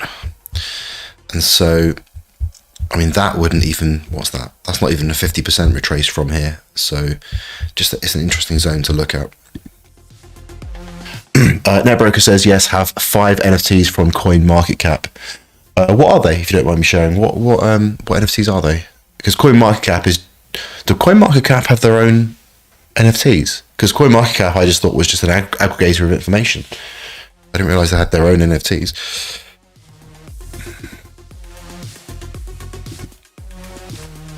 Oh. Yeah, so the to bounce off that zone would be 38.2, which is very shallow for a wave 2. And then wave 5 would just be, the 50% would be just past it and just past the current existing point of control. But I mean, right now it's hard to see. Like the wave 1, we've got to go deeper. That's the 5 minutes. God, we wouldn't go as deep as 1 minute. And so, you know, there is a chance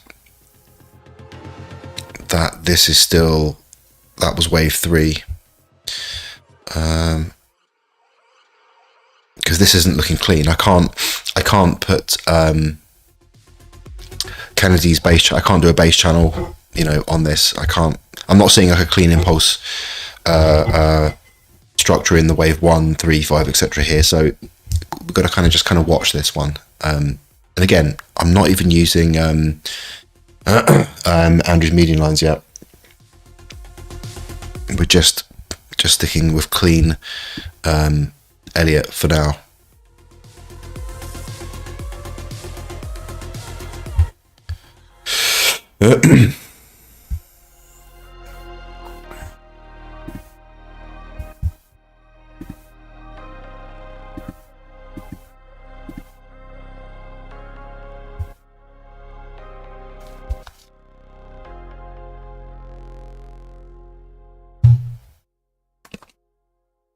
Gone.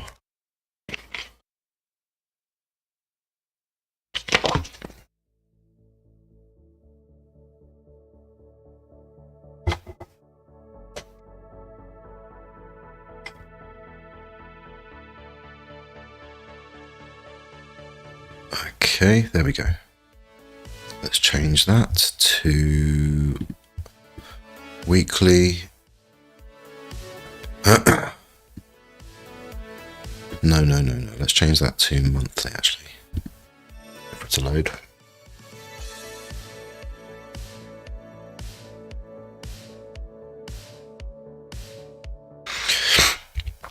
Okay. I was just looking for any interesting price level zones, but it's way down here, so that's not really giving us much. So we can stick with these ones. Okay. So down to 5 minutes. Looking for that impulsive structure. We've got a 1, 2, 1, 2, 3, 4, 5, 3. So 1, 2, 3, 4, 5. So I'm seeing like a one. Let's try this again. 1, 2, 3.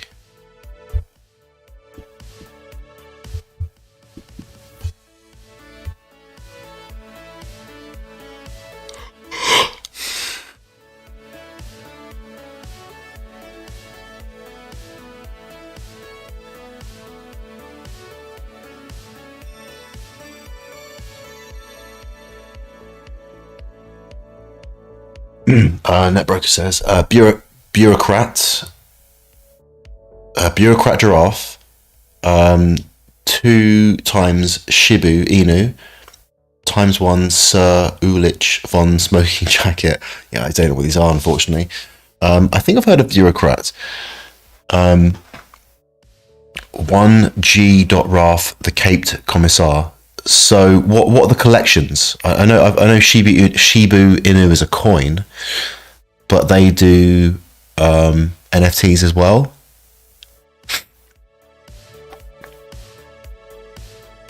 But yeah, interesting.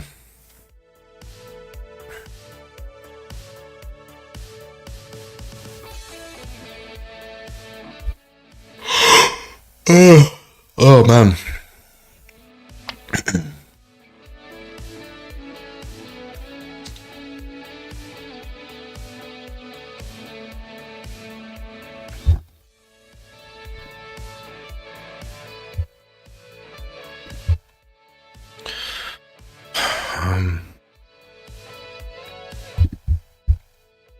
What are we supposed to be looking at here? That's a WX. Y, so that's a Y from here.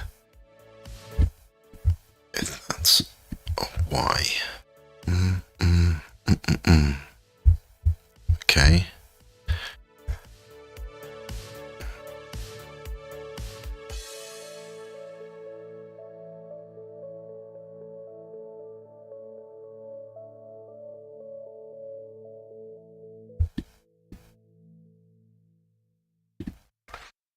I'm going on into the 1 minute. I'm only doing this just to kind of investigate.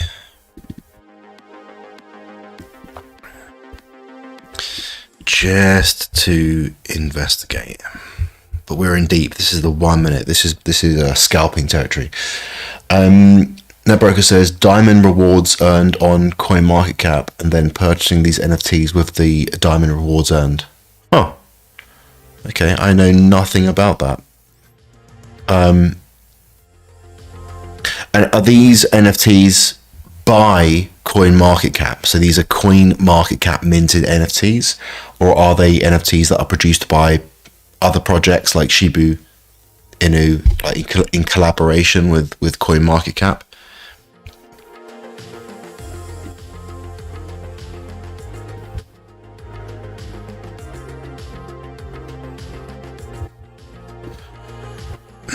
Okay, so this time frame, that's the volume there, which implies the 3 of the 3, the 4, and then this is the 5th.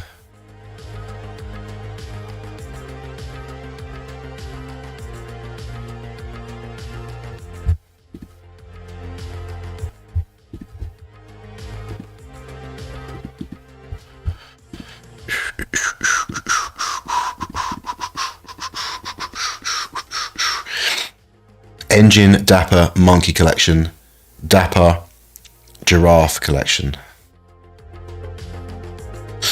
Okay.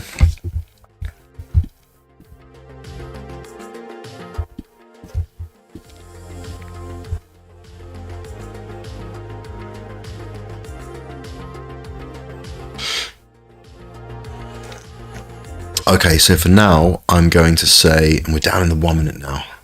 1 minute. So I'm going to say that, I mean, man, I'm not going any lower than 1 minute to see what this wave is. Well, it could be an expanding flat correction. I'm going to go with that, right? I'm going to go with, and 1, 2, and then I'll be looking at a 1, 2, 3, 5. Is that what we're looking at?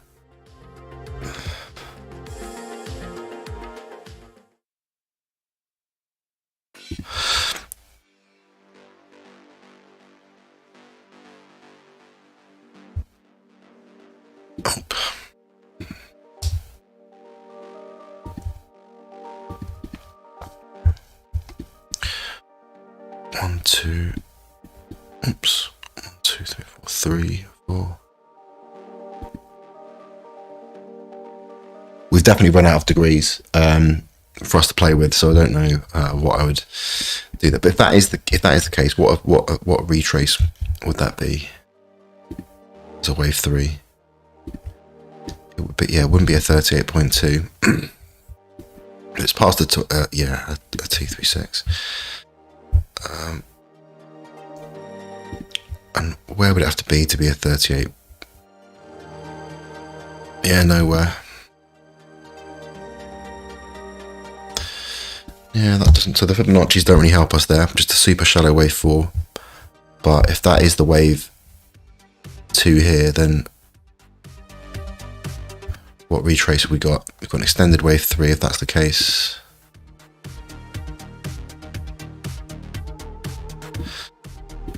Is that 61.8? Almost 707. Yeah. So relatively deep. Wave 2, super shallow wave 4, extended wave 3. Which, if you're going to get a shallow wave 4, typically after an extended wave 3, and then this is the final wave 5, maybe. I mean, if that's the wave 1, 2, that's the volume 3, 4, 5. Does that mean now this is the first wave up? The first wave up of this second wave correction. So if that's the case, we've got a wave, either a wave 1 and 2, or this is a flat correction, right? So it could be a wave, so a wave 1, and then either that's the 2 here, or we've got a flat correction, because look, it stopped right there. And the way that you could tell is this move corrective or is this move impulsive? And at this point, we don't know yet. But really, I'd wait to see, is it going to break this level here? For us to even consider it. If it starts to come back down now, because if this is wave 1, and we've got like an ABC, because I can see 3 moves here, that's fine. Okay, that's fine. And then I've got 1, 2, and I'm seeing, see that? I'm seeing 3 moves up. So that would mean we'd be expecting the pullback to here if this is a flat correction. And so if that's the case, then I'd be expecting, I mean, since there's a flat correction, it would be more than a 707. So probably in this area, kind of around here. That's if this is a flat correction. If this is, if within there, we're in the 1 minute. I'm not going deeper than the 1 minute. But if we've got a 1, 2, 3, 4 little 5 up there, and this is now a second wave correction of the third wave, so that's why we've got a second wave, because it has, like, you know, it has got to the 707. That's fine. If that's the case, that is the wave 2, and this is wave 1 of 2 of the 3.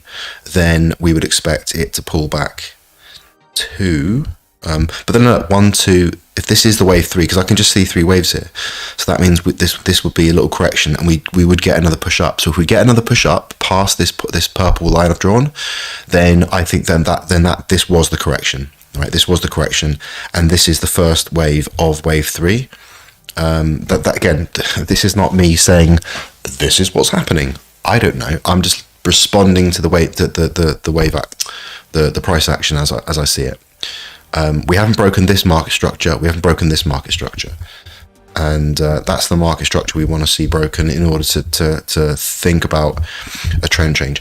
I was actually this is kind of the exciting. Now we're down in the 1 minute. This is what's kind of, I suppose, exciting for you guys, because everything happens a lot faster. Now this is not the area. This is not where I prefer to trade in. I prefer swing trading. But swing trading is kind of hard to, you can't live stream that because, you know, it takes a long time to unfold. Whereas this stuff, you get to see like the thinking really, really quick and in like massively reduced time frame. So it would be good if I started doing that in this time frame, like trading. It would be outside my comfort zone, but it would be great for you guys because then it's like forcing me to think really, really quick, and you get to see the action, you know. So it's looking like we're going to get another push up. I mean, it's looking. We'll see. In that case, 1, 2, 3, 4, 5, and then that would be, I would guess, the first wave of the coming third wave. In which case, we would get another pullback, maybe, or you know, this still could be some corrective move. You know, it's just about looking at the market. Look at the structure of what you're looking at. Is the first like basic polarity is it corrective or is it impulsive? And that's usually if you find something impulsive when you're expecting something corrective and vice versa, that's the first red flag to shift your thinking. And this is like that's like the first steps. So it's looking like a wave 1, wave 2, wave 3 sideways correction, and then maybe another little push in the wave 5, maybe wave 5. I can't remember why we're this close now. But we're here now. So let me just back up. Why am I here? Why am I looking at that? Oh, I guess, trying to anticipate, is this the end of the wave 1? I tell you what we could do for shits and giggles. So we could, I mean,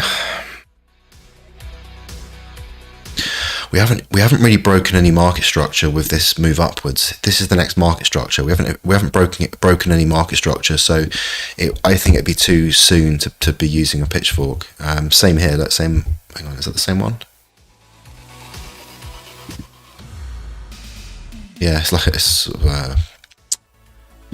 fractal almost. Again, same. We haven't broken this market structure or this market structure. So this move up, and we've got a higher low, right? Lower low. We've got a higher low, but until we get like a higher high, like these purple levels, there hasn't been like a confirmation of a break in market structure, and so no signs that a trend is changing, right?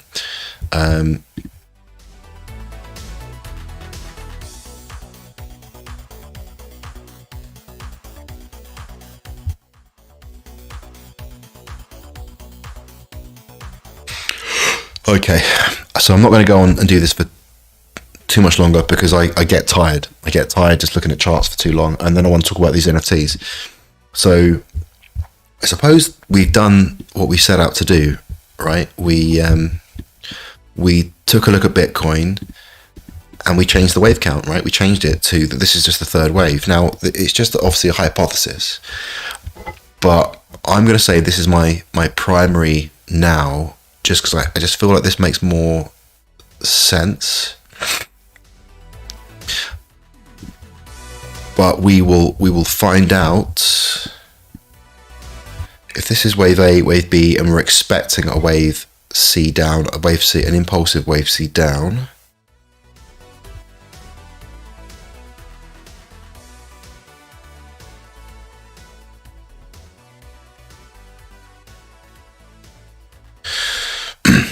Yeah, we've got the break of market structure. Like, look at this. These are the points here, right? The high lows, higher lows, higher lows. We broke through all three, X, E, and C. Broke through those. So that's our first sign. Because up until now, we've got higher highs, and then within this part, then another higher high. We didn't break this higher high right here. We got a rejection, and then it broke down and broke past these, the market structure of these lower higher lows, sorry.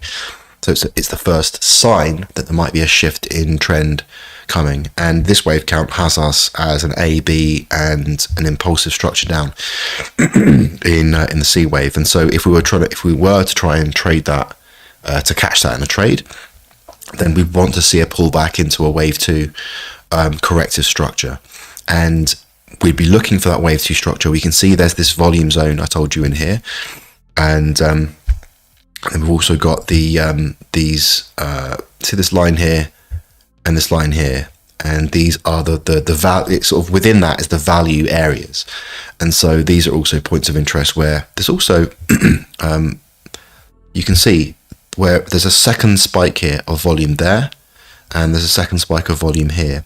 So you can see that just there, kind of around here, right? Like a second volume area right there. That isn't anywhere near as strong as this area, but there is a little bit of strength there. So that's something that would be interesting to watch this pullback. You can also see that little ridge there. And so if we were to be looking for a short trade, that's what we would be doing, right? You can see how all of the macro analysis we've been doing is like layering in, and on the macro we think, okay, we think there's another push up, but before that push up, it looks like we're going to get this push down, and so we'd be looking for like a corrective structure upwards. And you remember the difference between a corrective structure and an impulse structure. A corrective structure typically channels, and an impulse structure doesn't. So if we get something like it breaks out of this, we get like that, and it breaks out of the corrective structure, then it might be that that this was the correction, or somehow, and we're looking for this push up now. We like the wave count's changed, but if we do get that corrective channel like we would be expecting in a corrective wave 2, then it all leads to a potential shorting opportunity. And also, the deeper the correction, the more beautiful the tighter the stop loss opportunity you'll get, because let's say this is let's say we get this kind of like angle like this, let's say, and price action starts, gets into this volume zone right here, right? And that ends up being, let's say that's like a 61.8, or it's a deeper wave 2 retrace, then and we put our stop loss, I think above this market structure here, right? Then we've just got a really nice reward to risk ratio, like really, really nice. I mean, the first target zone would be there, right? And that's a 4.81 to reward to risk ratio, which is great. Now, again, we're not sticking it on blindly. We're still going to go down to the lower time frames and watch the structure of that, to really get confident that it is a corrective structure. And then we're going to look at, let's say this is an ABC. We look at the C wave. We use Kennelly's channeling technique in that C wave. We look for, if that is a C wave unfolding, then we want to look at the wave 3 and the wave 5 of that C wave. Do we see momentum divergence? Do we see volume divergence? You can see the confluencing. So all of these things, it all leads into, we're expecting this to be a wave 2. Is everything we're seeing leading to that, confirming that? And if everything's leading to it and it's all looking great, and we've got a nice stop loss area just above this, I think that'll be the great market structure. But only if you get these things working out. If this looks impulsive instead, then it's not a correction, and then we're definitely not looking for a short position. And then if this is impulsive, then it's like, again, you follow the train of logic. Okay, if that's not a correction, if that is impulsive, what does that mean? And then you follow the logic. All right, that's my analysis for today. I've been going for an hour and 45 minutes-ish. Oh, man. It's pretty intense. So that's it for now. I hope you guys enjoyed that. Give me some emojis or something in the chat. Let me know that you enjoyed that. And oh man. Ugh. Oh. Where's my water? Ugh.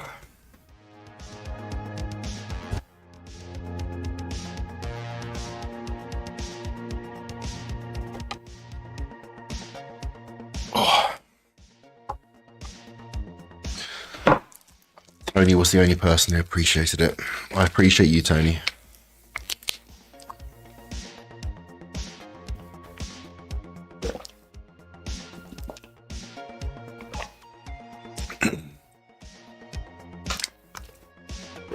And Kim loves me too. Tony and Kim.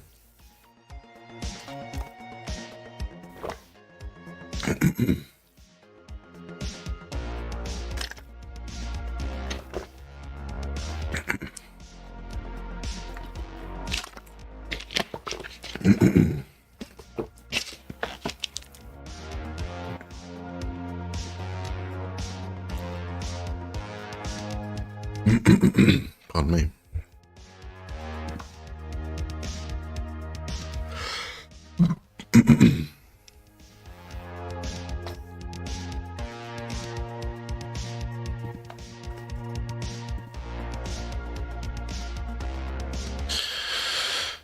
Right. Now, oh, Shirley says, amazing value I'm getting from this. Thank you. You're welcome, Shirley.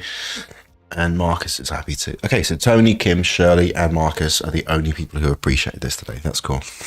All right. I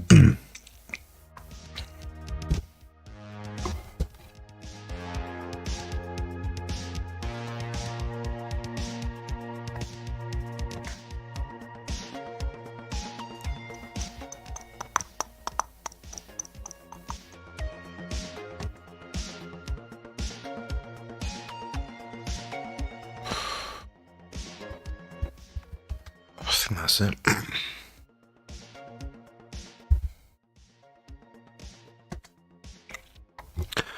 Okay, now I've purposely moved the I'm looking at the browser window. I've moved it up so you can't see the URL because it's secret. Gary says trophy yellow smiling. So all I can see is the words trophy yellow smiling. Thanks. You're welcome, Gary. and cheers, Net Broker. Nice one. Wicked. All right. So, okay, what I'm going to show you is an idea. Okay? And it's an idea that I've been working on. And first, I'll just talk about it quickly.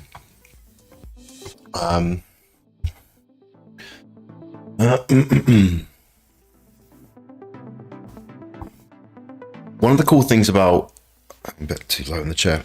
One of the cool things about an NFT collection... Well, actually, let me back up.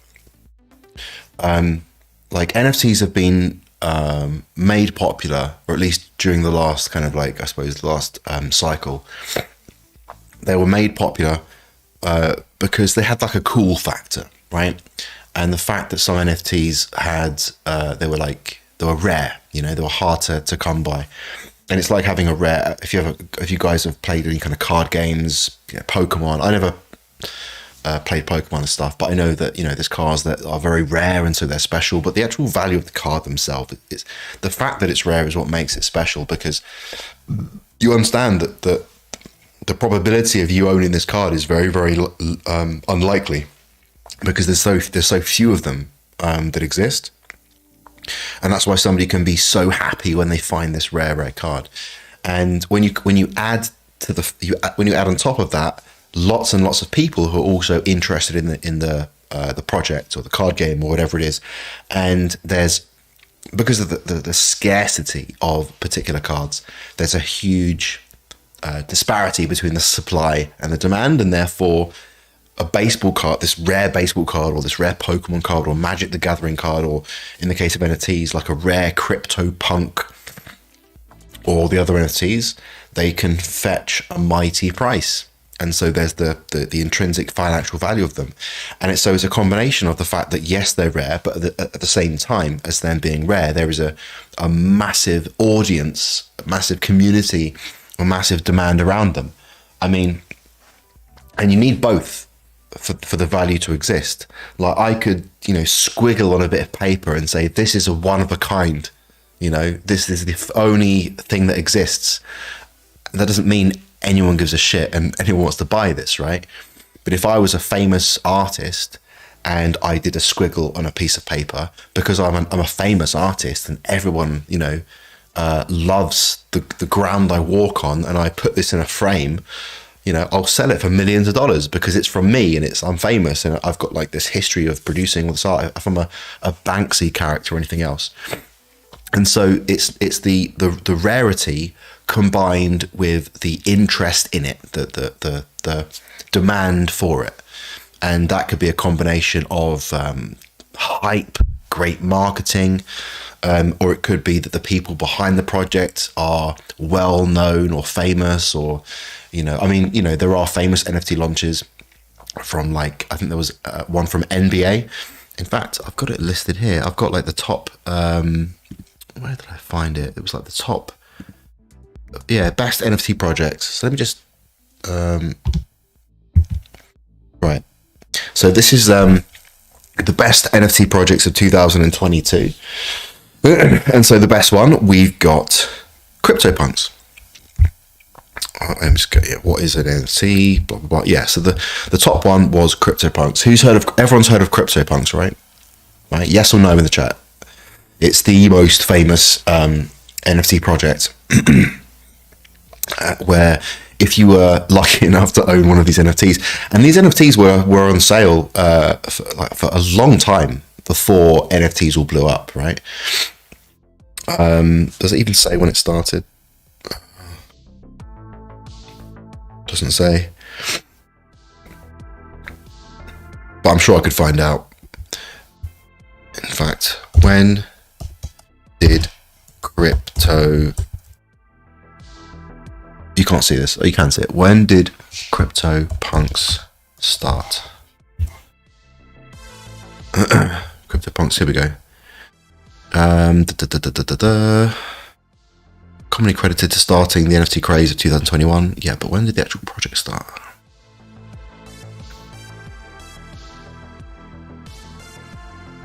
Oh, here we go, June 2017. Right, so look, the project was launched in 2017. Right, that was before the end of the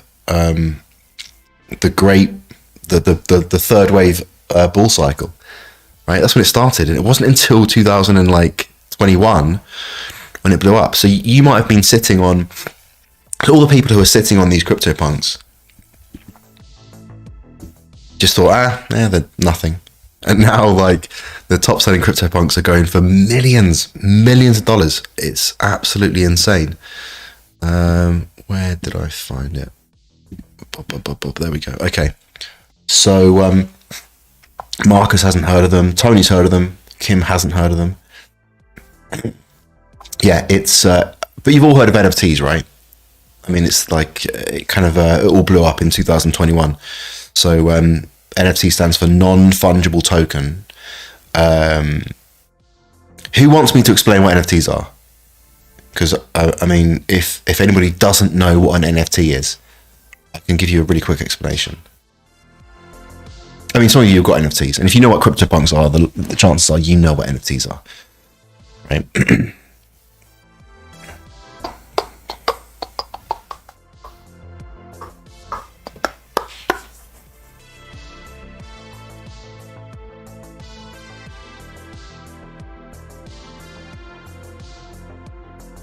Okay, Marcus wants me to explain really quickly.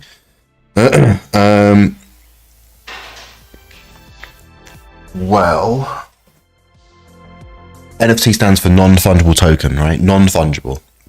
If something is fungible, it means that if I have one of the thing over here, it is exactly the same and interchangeable with this thing over here. Meaning, if I have a gram of gold, I can go across the planet to the other side of the world and I can exchange that 1 gram of gold either for another gram of gold, or I can purchase something that has the exact same value as 1 gram of gold anywhere. Like, I could buy the same purchasing power on one side of the planet, the other. So 1 gram of gold is fungible. I could melt down an object into gold, weigh it, make sure it's a gram, and it would be absolutely perfectly interchangeable without any change in value to a gram of gold over there, right? So money is fungible. Fiat currency is fungible. Commodities, silver, anything, all the things that we use for currency, monetary exchange is fungible. Non-fungible is when this thing over here is completely different to this thing over here, right? And so you can actually change gold into not completely fungible, but you can make it, sorry, not completely non-fungible, but you can make it more non-fungible. So let's say I'm a famous artist and I take this gold, fungible gold, and I produce a beautiful piece of art, this sculpture with this gold. Well, now, technically, especially really because I'm a famous artist, this same gold, let's say it's a kilogram of gold or an ounce of gold, is now worth more than the gold itself. And so you would purchase it for more than the gold that's used. So it's become non-fungible. It's because it's now a unique thing. And that's kind of how you see something that's fungible, right? Sorry, that's non-fungible. It's a unique thing. And so, I'm trying to think of an example. Back in the olden days, if I want to swap some chickens and turkeys or some spades, maybe spades not a good idea, but chickens are all, let's say, different sizes, and well, how healthy is your chicken? How old is your chicken? Does it come from a good breed? I'm not a chicken expert, but you know what I mean? It's like one chicken isn't necessarily the same as another chicken. I'm assuming how many eggs does it lay, what the quality of the eggs, how big are the eggs, you know? So one chicken might not be the same as another chicken, or one horse might not be the same as another horse, because if it's in horse racing, this horse is way faster, it's a purer pedigree or something. And so you say, well, no, this horse isn't worth the same as this horse. I'll swap this horse for one of this horse, but also I want a pig and a few chickens to match up. So, you know, this is why cash and fiat currency and things it's great for trade, because it's fungible. And so an NFT is a non-fungible token. A fungible token is Bitcoin. Bitcoin's a fungible token. Ethereum is a fungible token. One Ethereum is worth one Ethereum here. The Ethereum is fungible. And so a non-fungible token is because, you know, when you produce, like, there's a difference between a coin and a token. A coin is a native to the chain that it operates on. So Ethereum is not actually a token. It's the coin on the Ethereum blockchain. Bitcoin is the coin on the Bitcoin blockchain. Whereas a token is usually a smart contract on that chain that allows people to make tokens, right? And usually in order to send those tokens, you also need a balance of the coin, in this case Ethereum or gas, but it's still Ethereum, used for transaction fees. And so a token is usually it's a smart contract on the blockchain, and the smart contract on Ethereum that produces fungible tokens is called ERC20. So you might have heard of ERC20 tokens. So there's a lot of tokens that are ERC20 tokens. It means there's a smart contract called an ERC20 smart contract, and you interact with that smart contract when you mint your new tokens. Non-fungible tokens, there's two separate smart contracts, and I forget the number. It might be... let me find this out. NFT smart contract Ethereum, and there's not just Ethereum smart NFTs. There's NFTs on Polygon, and our NFTs are probably going to be on Polygon. Here we go. So the ERC 721. There's ERC 721, and there's also another one as well. But we don't have to go into those now. There's just a separate smart contract, and what the smart contract does is it allows people to create fungible tokens. What it means is, instead of sending you instead of minting one token, and the supply of that token is, let's say, a million dick tokens. Dick tokens. You've got a million of them, right? And you send them around. It's all fungible. One dick here is the same as one dick here, right? We're in a world where all the dicks are the same, right? But let's say you want to produce different dicks. Every dick's different. I don't know why I keep doing dick analogies, but every dick's different. Different sizes, different shapes, different colors. And so this is where you create dick NFTs. And so you have the different smart contract, and rather than producing like one dick token and there's a million supply, you make it's almost like an entire different currency, but it's just one of them. There's only one, okay? And it's a unique thing, and it's its own thing. And so if you were to create 1 million dicks of NFTs, it would be like the equivalent of creating 1 million completely different tokens. Completely different, with completely different names, and they're completely different. And you can see how each one, just how Ethereum and Bitcoin, I said they're coins, not tokens, but just go with me. They're completely different. One Bitcoin is not the same as one Ethereum, it's not the same as one BAT, not the same as one Shiba Inu, right? They're completely separate. So NFTs, you can kind of think of them like they're completely isolated cryptocurrencies where there's only a supply of one. And what goes with it is the ability to have artwork, a JPEG, a GIF, a video, and you transfer them like they were a token on that chain. So an Ethereum NFT is sent over the Ethereum blockchain, and an NFT minted on Polygon chain is sent on that chain using Matic, which is the native Polygon coin. And Matic is used for the transaction fees, but it's much more reduced transaction fees. That's a massive explanation. Sorry about that, and I apologise for the dick jokes. I don't really apologise for the dick jokes, but that's my explanation of NFTs. Hopefully that makes sense, Marcus, and for anyone else who wasn't entirely sure. So they gave the ability to create on the blockchain unique things that were one of a kind. And the first application of that function, that ability, was with these art collections. And when I was working on the previous iteration of not so much the previous iteration of Kingsilver, but the platform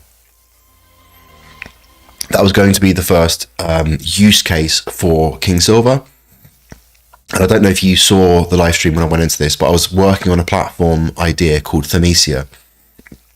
And Themesia was going to be a truth, like a journalism platform, where all truth, all facts were saved as NFTs. And this is before NFTs blew up in 2021. I was working on this in 2019.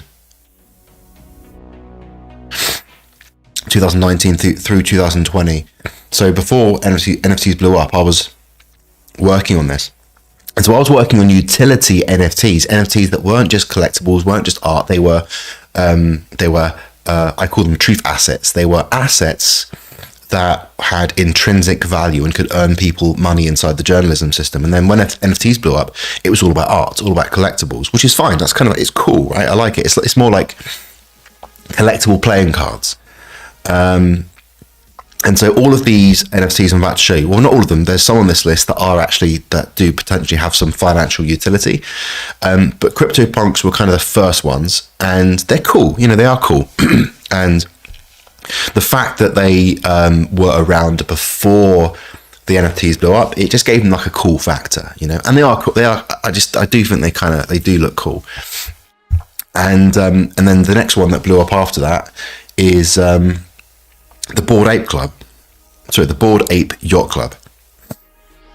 And I think, we can go into, I think I've got, we can go into the CryptoPunks in a second with a bit more detail.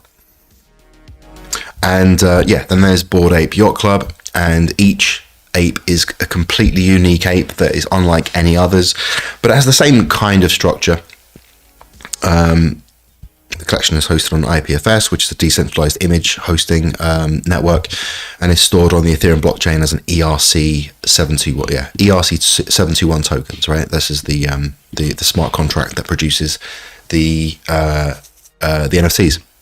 And this one blew up. And look at this. Currently the all-time trading volume of Bored Ape Yacht Club stands at $1.3 billion. It's nuts. It's absolutely nuts. And we've got just over $2 billion total trading volume for the CryptoPunks. $2 billion. Billion. And they have no utility.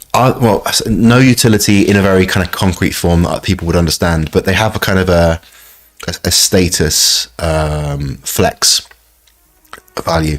And especially now when you go to Twitter, right? You go to Twitter and skip for now. There's trying to find who would have an NFT. Do you reckon? Gary Vaynerchuk probably's got an NFT. Actually, no. He would want his photo rather than NFT. NFT. I don't know. Let's find somebody. Oh, I saw Bored Ape Club. Bored Ape. That's not how you spell bored. I know. Sorry. There we go. No. So Twitter's got this new thing where if they have an NFT as a profile photo, it shows as a hexagon or something, or an octagon. Here we go. See that? So OpenSea has one, and so this is an NFT. So Twitter, right? The biggest argument, well, Facebook's I think the biggest social network, but you get the idea, right? Twitter is huge, and now Elon's integrated the NFTs into them, so you can actually show an NFT as a profile photo, and when you click, it shows you like the actual, like the direct link to the NFT on the chain. And in this case, this is direct. This is linking to. This is the creator. This is the user's ID on OpenSea, right? On the OpenSea NFT. If you guys don't know this, OpenSea is a decentralized market for NFTs. So when you mint NFTs, they go on OpenSea.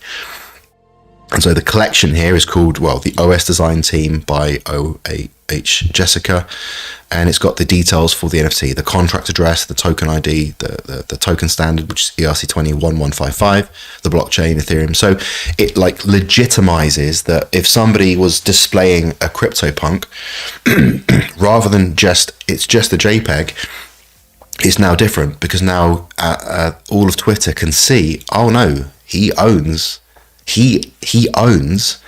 that NFT. So Twitter has become a kind of authority, in the same sense as when you show somebody your driving license, they don't trust the paper it's written on. They trust the driving authority.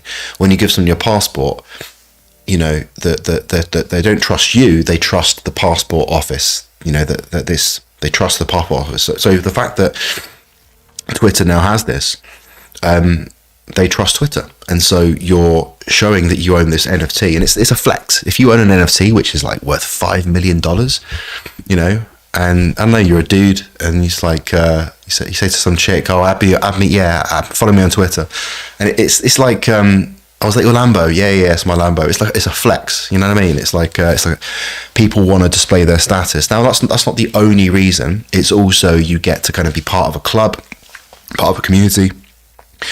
And it's kind of like a whale big dick community kind of thing with the board ape yacht club and crypto punks, but it's got the cool factor. If I own a crypto punk and it's worth 2 million, and you put it on your Twitter, and it's just like flex, But other than that, outside of that, there's no kind of concrete utility with these ones. But let's keep exploring. So Bored Ape Yacht Club is similar vibe to CryptoKitties. Now Axie Infinity is probably the one of the top game play to earn games, and in order to play the game, you need what's called an Axie, and it's an NFT, and you can like fight with them, right? You have an Axie, you can level it up, and then you can fight other people, and you can earn rewards.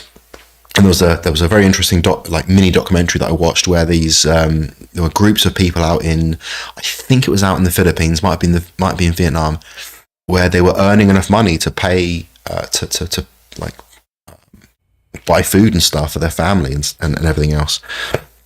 So it was an interesting concept. It's not, unfortunately, ultimately, how can I put it, sustainable, because that money that the players are earning is coming from an allocation that will run out at some point. And so it's not a, you know, real value isn't actually being created inside the game. The gamers are earning. No, that's it. I think the gamers are earning from the fact that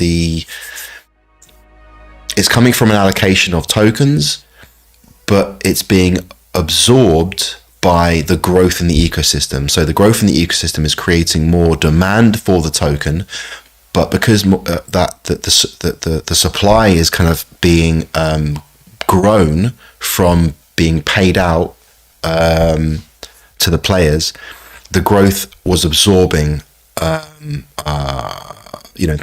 supply and demand.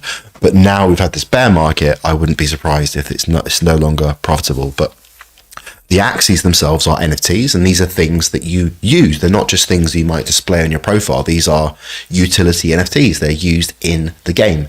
You have an axie character, and you level it up, and you fight with it, and you play with it. So I think play to earn games or NFTs where there are games is like the next step up from just some character. It's like, okay, now I'm actually using it. It's something kind of cool. Like imagine if you trying to think of games where you leveled characters up. You know, if you ever played games like World of Warcraft or these games where you had a character you leveled up, you didn't own that character. But imagine if you did. Imagine if that character was an NFT, and every piece of armor, every sword, every shield were NFTs that you owned that you could then take on secondary markets and trade. I think that's the future of gaming, and it's already starting to happen.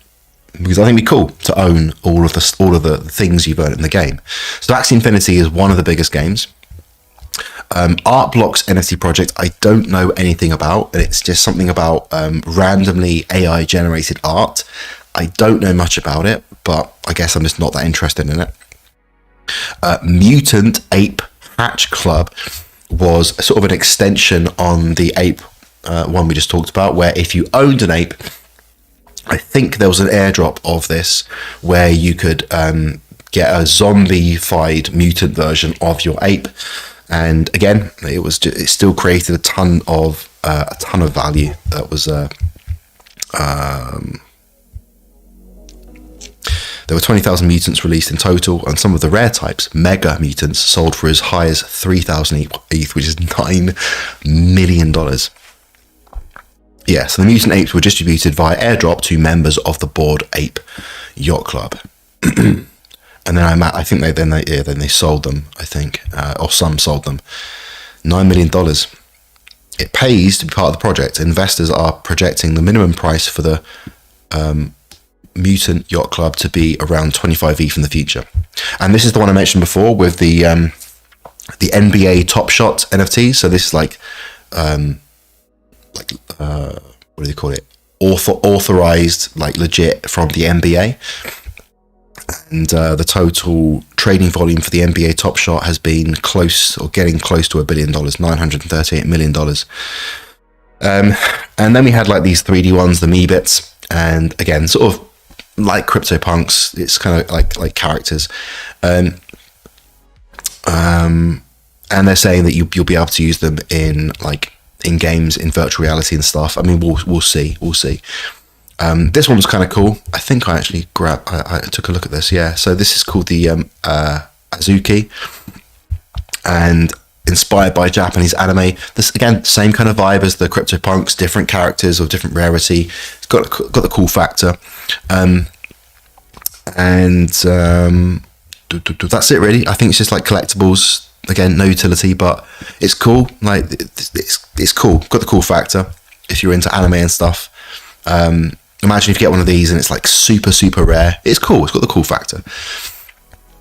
And then we've got more like 3D NFTs, and these again they're called PFP NFTs, like profile photo NFTs. The kind of things where if you've got a really rare one, you might want to use it as a profile photo, as a bit of a flex. Or if you're in a community where you've all got them, and it's got that kind of the fun vibe. And almost $500 million of trading volume, $500 million. Proof of Beauty Studios NFTs. I have no idea what this project is. No idea. Sandbox NFT. So this is real estate, right? In Sandbox, which is a huge game. I don't know how many people are in the game, but you can own your own land. So the Sandbox is another play-to-earn NFT game created by a co-founder of The NFT project utilizes blockchain technology to provide players with a means of having fun in the game while monetizing their time. This is a huge game, by the way. All the kids are playing it. This NFT project is an appealing investment opportunity that has the potential to attract millions of new players to the crypto space. Today, the Sandbox project is growing in popularity and has spread to several countries around the world. The Sandbox has a total trading volume of $365 million and with a total of 19,000 approximately assets. So I don't think it's just land. Yeah, so 76,000 approximately 76,000 land NFTs have sold to date. So asset owners, not assets. So I don't know if it's just land or other types of NFT assets. But again, another example of utility NFTs which aren't just there to just because they're rare, just because they've got the cool factor. They're actually being used and traded, or in the game. Really interesting. Upland is another one. These are NFTs that are, I think they're like real estate that are reflective of real life. So Upland is like a virtual world, and I think that you can own the Eiffel Tower, you can own the Big Ben, you can own real estate that exists in real life. It's like a copy of real life. So these are kind of not utility NFTs. Maybe if as that world develops, maybe there's a reason why there's a tradable value, there's a collector's value to them, perhaps. Again, I don't know too much about Upland. And then we've got it says here Metaverse Land NFTs, and this is focusing on Decentraland. And Decentraland is when Mark Zuckerberg announced that they were going to shift the brand direction to what they call Meta. All of the metaverse related projects like spiked in price, and Decentraland was one of them. And so this is where you can own land inside a metaverse and you can build on it. And if that metaverse takes off and people are spending time there, then obviously the real estate in that place is going to have real value, because if you've got the best locations, you've got the best opportunity to whatever you decide to use that for. The question obviously is, why would somebody want to go to that metaverse?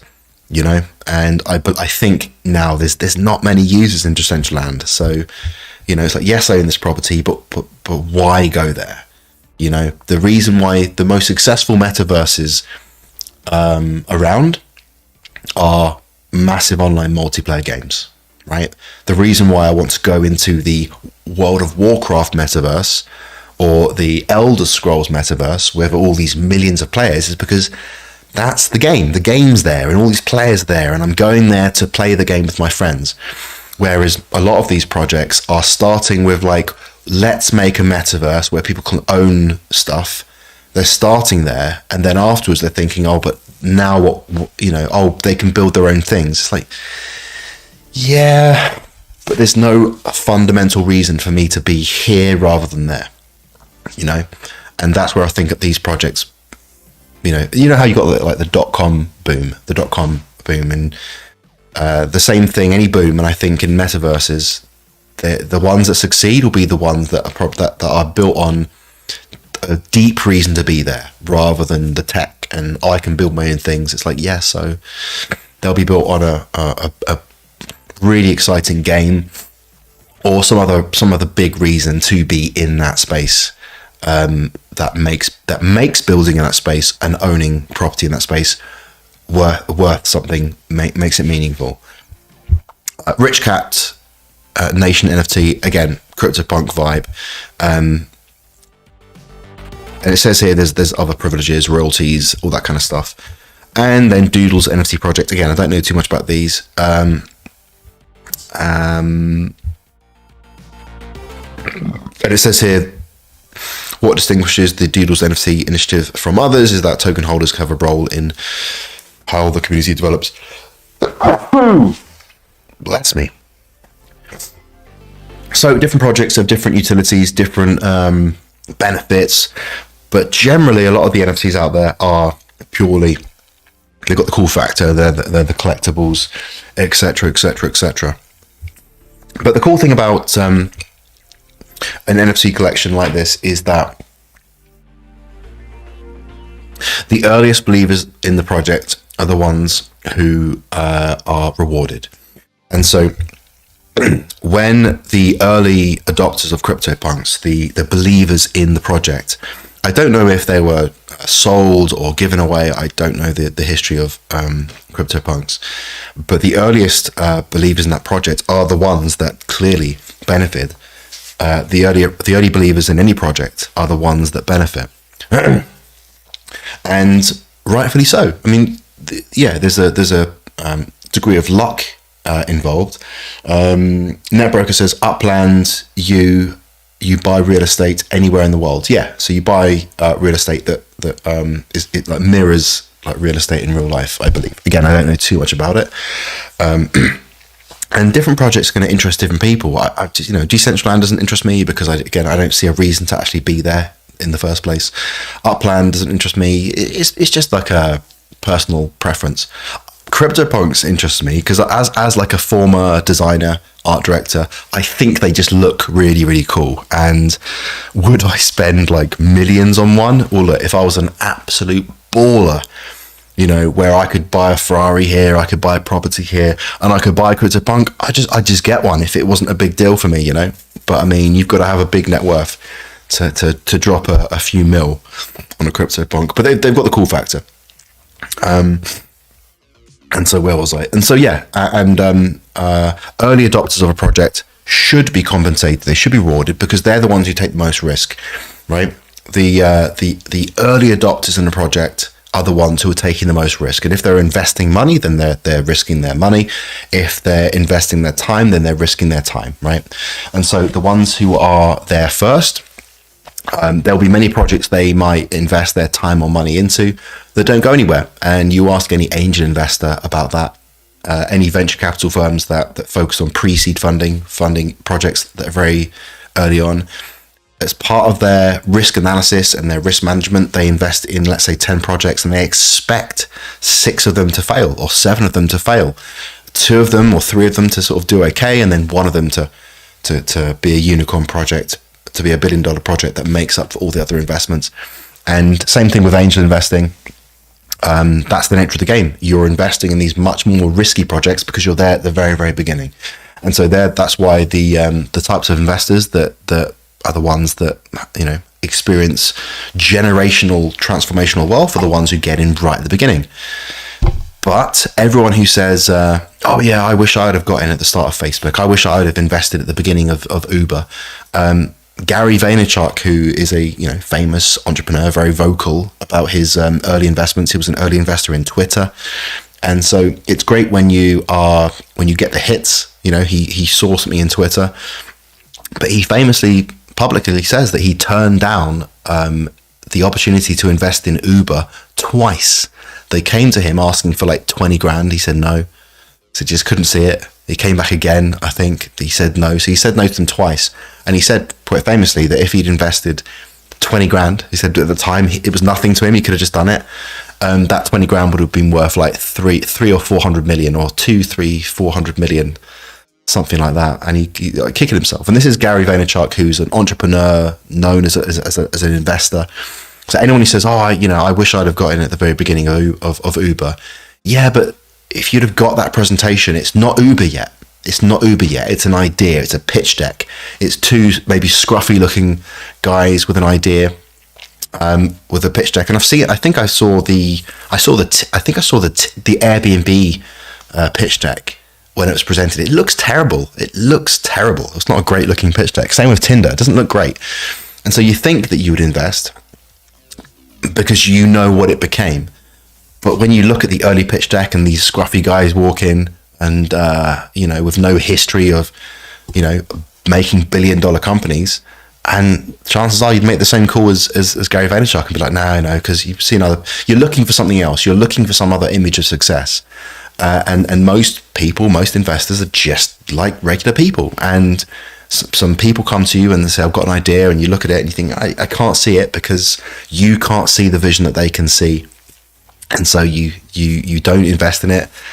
And in Gary Vaynerchuk's case, he kicks himself because he saw it became like, a multi-billion-dollar company. And I don't know if I'd have made a different decision, because who knows, So if you'd have seen, look, the same thing, if someone had told you about Bitcoin in 2012 and said, hey, do you want me to give you 500 of Bitcoins?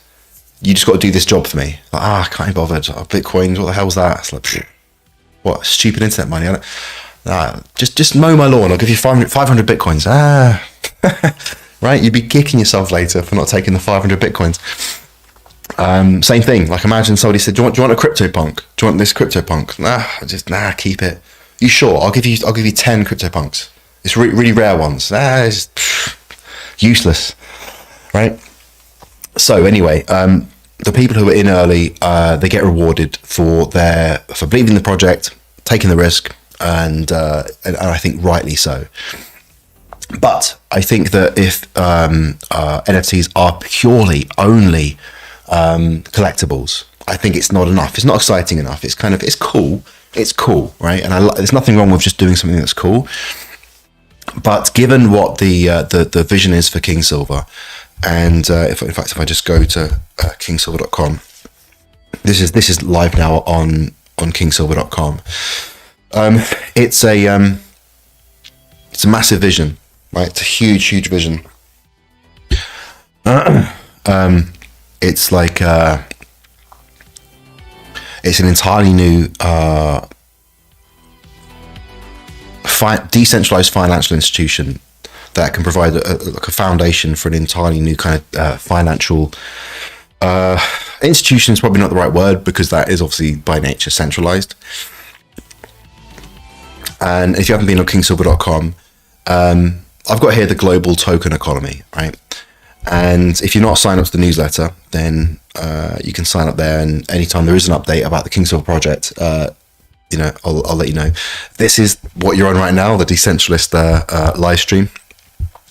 And okay, so right here I've got here limited edition NFTs, utility NFTs, and I've left these just placeholder images, and I've called it the Genesis Citizen Card NFTs. Again, just sort of a placeholder name. Pardon me. Giving no information. You click here, nothing happens. So this is just like a little tease there. And this is a ecosystem where all kinds of talented people in the financial space can bring their skills into the space, create and grow value in the space, and they can interact with each other, help each other grow value, and they can participate. So in the traditional financial world, you might have, let's say, the value creators might be the business creators. Fueling that success are the investors in that business. If that business goes public, then you have people buying the stocks in that business, and thereby it creates a market. The buyers and sellers that market the speculators for what the value and the future value of that business is. And then within those stock markets, you have market makers, like I said, the traders. You've also got arbitrages that maintain the price of that stock across different exchanges. So it invites all these different value creators into the space. And so what's really exciting about the decentralized world is you get the same kinds of skill sets, but operating inside a decentralized ecosystem.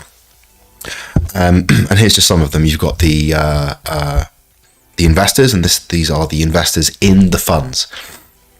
Kingsilver is going to be a decentralized ecosystem of funds, investment funds, and one fund might be a hedge fund where they're just like trading, just like stocks.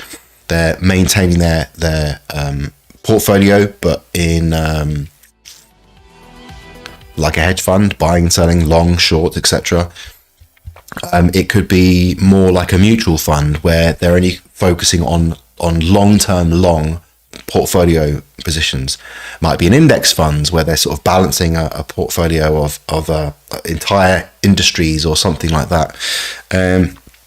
You get the idea, right? Different kinds of investment funds. So the investors in that ecosystem are the ones who are going to be placing their trust in the asset managers of those funds and then capitalizing the funds.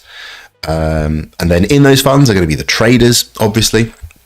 The fund managers are going to be the ones managing those traders, choosing the right traders, allocating those traders to the right micro funds or whatever. Lenders in the space are going to be like, let's say the trader or the fund manager wants to open larger positions than they have capital for. This is where lenders come in, typically on exchanges. Either the exchange lends you the money with like margin trading or leverage trading, and sometimes they have lenders, like lenders. Anyone can be a lender for their margin trading. So again, you've got people who the way they want to contribute is they have assets. They don't want to trade those assets. They don't want to invest the assets. Let's say they've got like a low risk threshold. Like all of these positions are based on each individual's appetite for risk, their financial goals. Some people might have very, very big financial goals. They're willing to take on much more risk. But some people don't actually have like huge financial goals. Let's say they've already got like a great net worth. They just want it to grow slowly over time with low risk. That's fine. Then they might be more open to lending out crypto in a very, very safe way where they just earn the interest on the loans. That's the lenders. They might be lending money to the traders who want to open larger positions, say. Then there's the market makers, and these are the people who, again, they want to not take as much risk as just the traders or the investors. They have the capital and they want to then put that capital into a market, and they want to create the what they're called the market makers. They add the liquidity to the market, and so they make money. Typically, they do some trading as well, but they make their money from the spread, which is the difference between the buy and the sell. And so they come in and make sure that the traders and the speculators, there's enough liquidity for them to be interacting all the time, but they're in control of it. That's why they're called the market makers, and they make the money from the spread. So I'm going too slowly. I didn't mean to go through all this stuff. Arbitrages, again, they're making money from buying on an exchange where the price of the asset is low and then selling it where the price is high, and in so doing constantly adjusting the price on the exchanges. That's how they contribute to the system.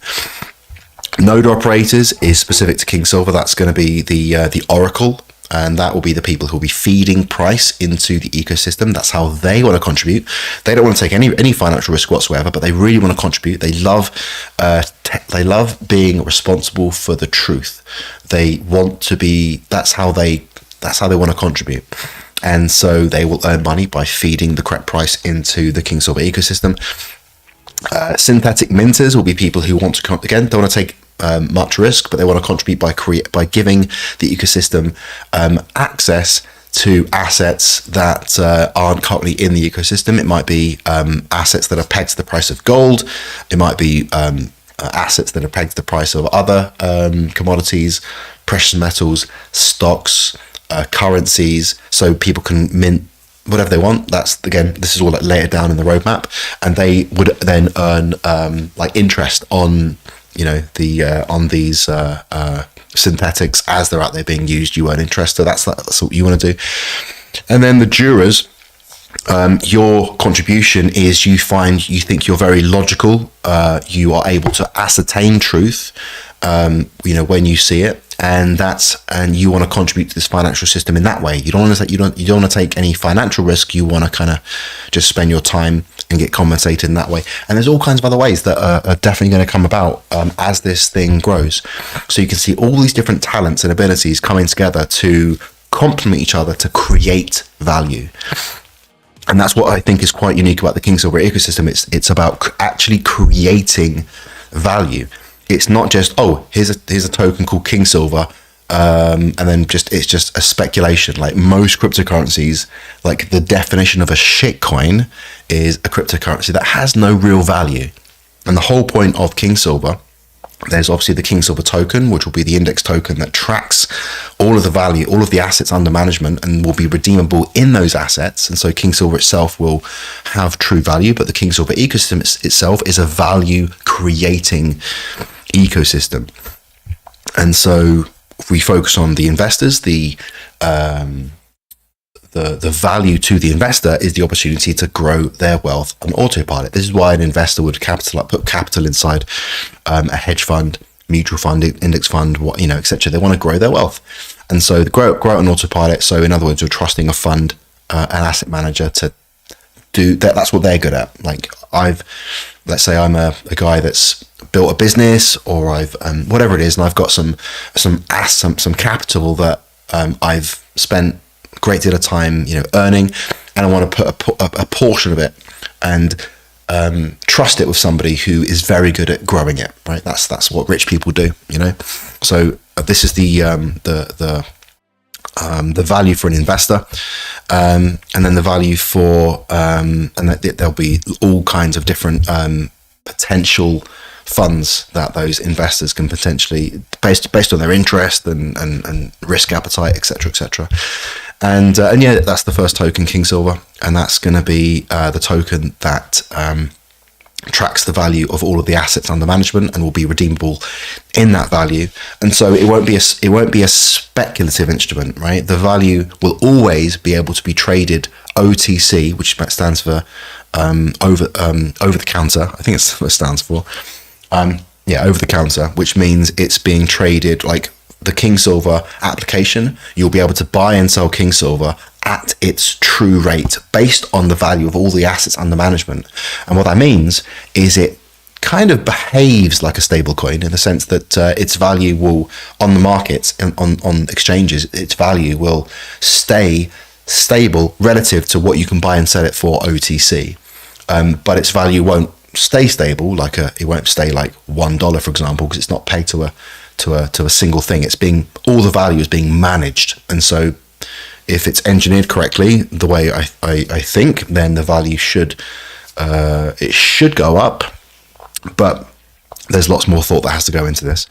And then the Aslan token, this is the utility and governance token. I'll read it out. Aslan is a fixed supply governance and utility token that signals trust, aligns incentives, and powers the game theory mechanics that make Kingsilver anti-fragile and secure. And so this is the token that team members, advisors, investors, etc. will get. And this is the token that will be staked within the ecosystem in order to, like I said, it makes the game theory mechanics work. Every participant that is engaging in any activity that might require trust or anything like that, that's when the staking comes in. And also the investors are going to be staking on the funds, and the act of staking on those funds is actually what unlocks the capital from something called the stablecoin reserve, which is populated when people are buying Kingsilver OTC. But there's all this stuff that's going to be in the docs when they finally are produced. But I'm trying to just give like the macro. And so the asset managers on the other side, what is the value for them? Well, asset managers, traders, they can start their own crypto fund. Like starting a hedge fund is very expensive to set up the legal structure and the corporate structure, all that kind of stuff. It's very expensive. And so the idea is that they start a crypto fund and it's just free, like just start it for free. And then they can grow their fund with community capital. Obviously, they've got to demonstrate they have the ability. They've got to demonstrate a performance. So they're not going to be able to raise any money for anyone in the beginning unless they've got a reputation behind them. Let's say they start a new fund. They had a fund before and it did exceptionally well, and the reputation will carry over. The asset managers themselves will have a reputation, but if they haven't got a reputation, then they'll capitalize it themselves, and then they will manage those assets. And if they do really well, then they'll be able to potentially attract other capital as well. That's the value for them. And this trading will happen on the Kingsilver.com. Kingsilver will be a perpetual futures, a decentralized perpetual futures exchange. And I think the future of cryptocurrency exchanges are going to be decentralized after the FTX situation, right? Where people lost billions of dollars. Well, I think no individual lost billions, or maybe some investors did, but people lost a lot of money, and it's because they had to trust the centralized platform. They had to trust them, and when it turned out that they were just gambling with their money and doing all kinds of crazy shit, like sending it to Alameda Research, and Alameda Research was just gambling with this money illegally. It's like, imagine you send your money to a bank and they just take your money and gamble with it, and then they say, oh, sorry, we lost your money. It's like, what are you talking about? It was my money. Like, hint, it's not. When you give it to a bank, it's not your money anymore. Anyway, I think the future is decentralized when it comes to exchanges, and so Kingsilver.com will, for the end user, as well as having all these other financial services and products, will be an exchange, and it'll be a decentralized perpetual futures exchange. And this is where the traders, where the fund managers will be doing their funding, where the market makers are going to come in, and also the arbitragers and all the other people I mentioned. So really excited about that. I'm so excited about that. Because it's a decentralized ecosystem that needs to perpetuate into the future, it has to be able to fund itself, without any kind of external funding. That's the long-term goal. And so how is it going to fund itself? Now, an exchange typically funds itself with transaction fees, right? That's how an exchange typically makes money. The problem with that is it creates a misalignment of incentives, right? Because you as a user, you are on the exchange to make money, right? Now, the best strategy for you as a trader to make money might not be trading as much as possible. The exchange, because they make their money with trading fees, they want you to trade as much as possible. And they also don't care if you make money or lose money, because they make money from the trading fees. And so there's a misalignment there of the users of the platform and the platform itself. And so I think it's much better if there's a different revenue model, a different monetization model in place.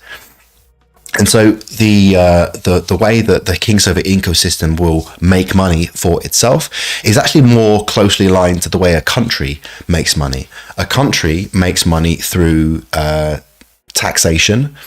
And now I'm not saying most countries overtax, they tax all the wrong things.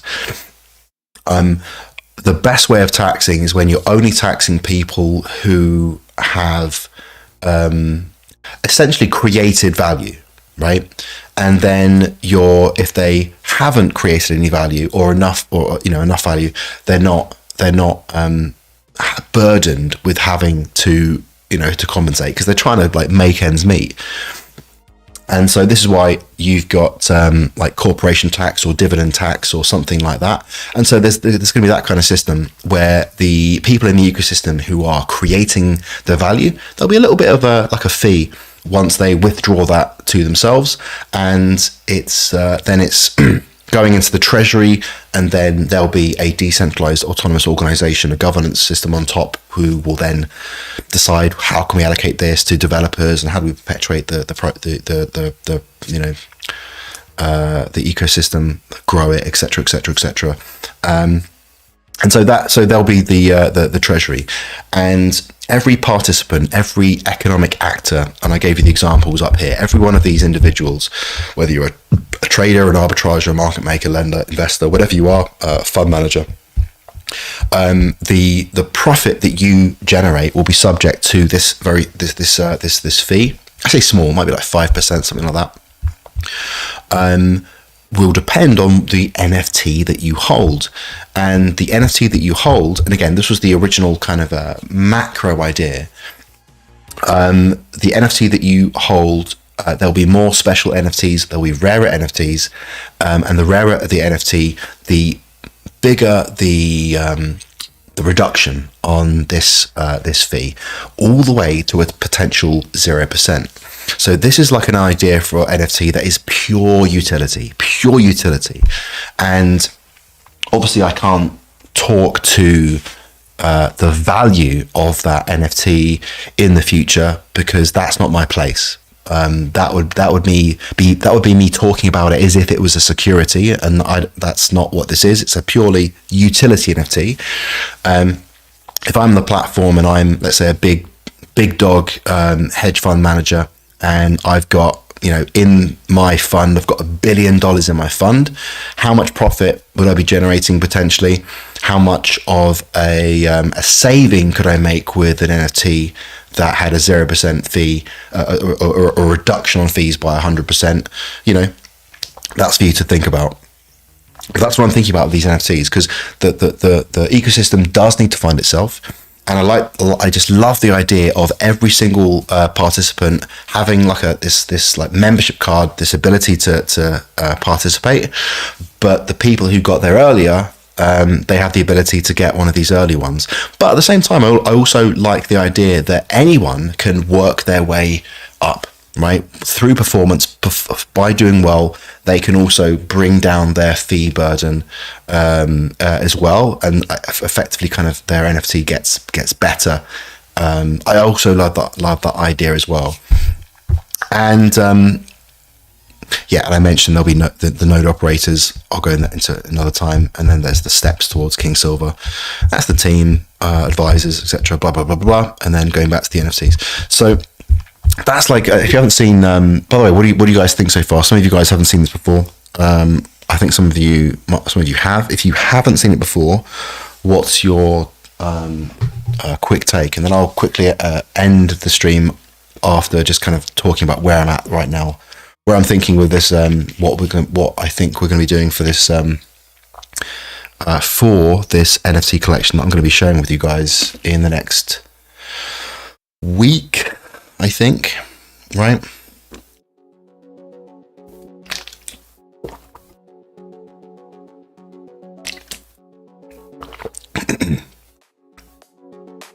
Tony says, really cool.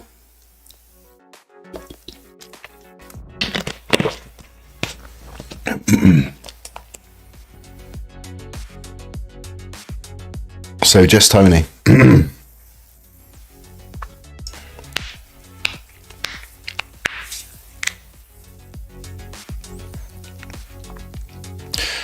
How long? I started at 8, 9, 10. Okay, so this is almost going on for 3 hours. So yeah, I'll wrap this up soon. So this is what I'm thinking. Where is it?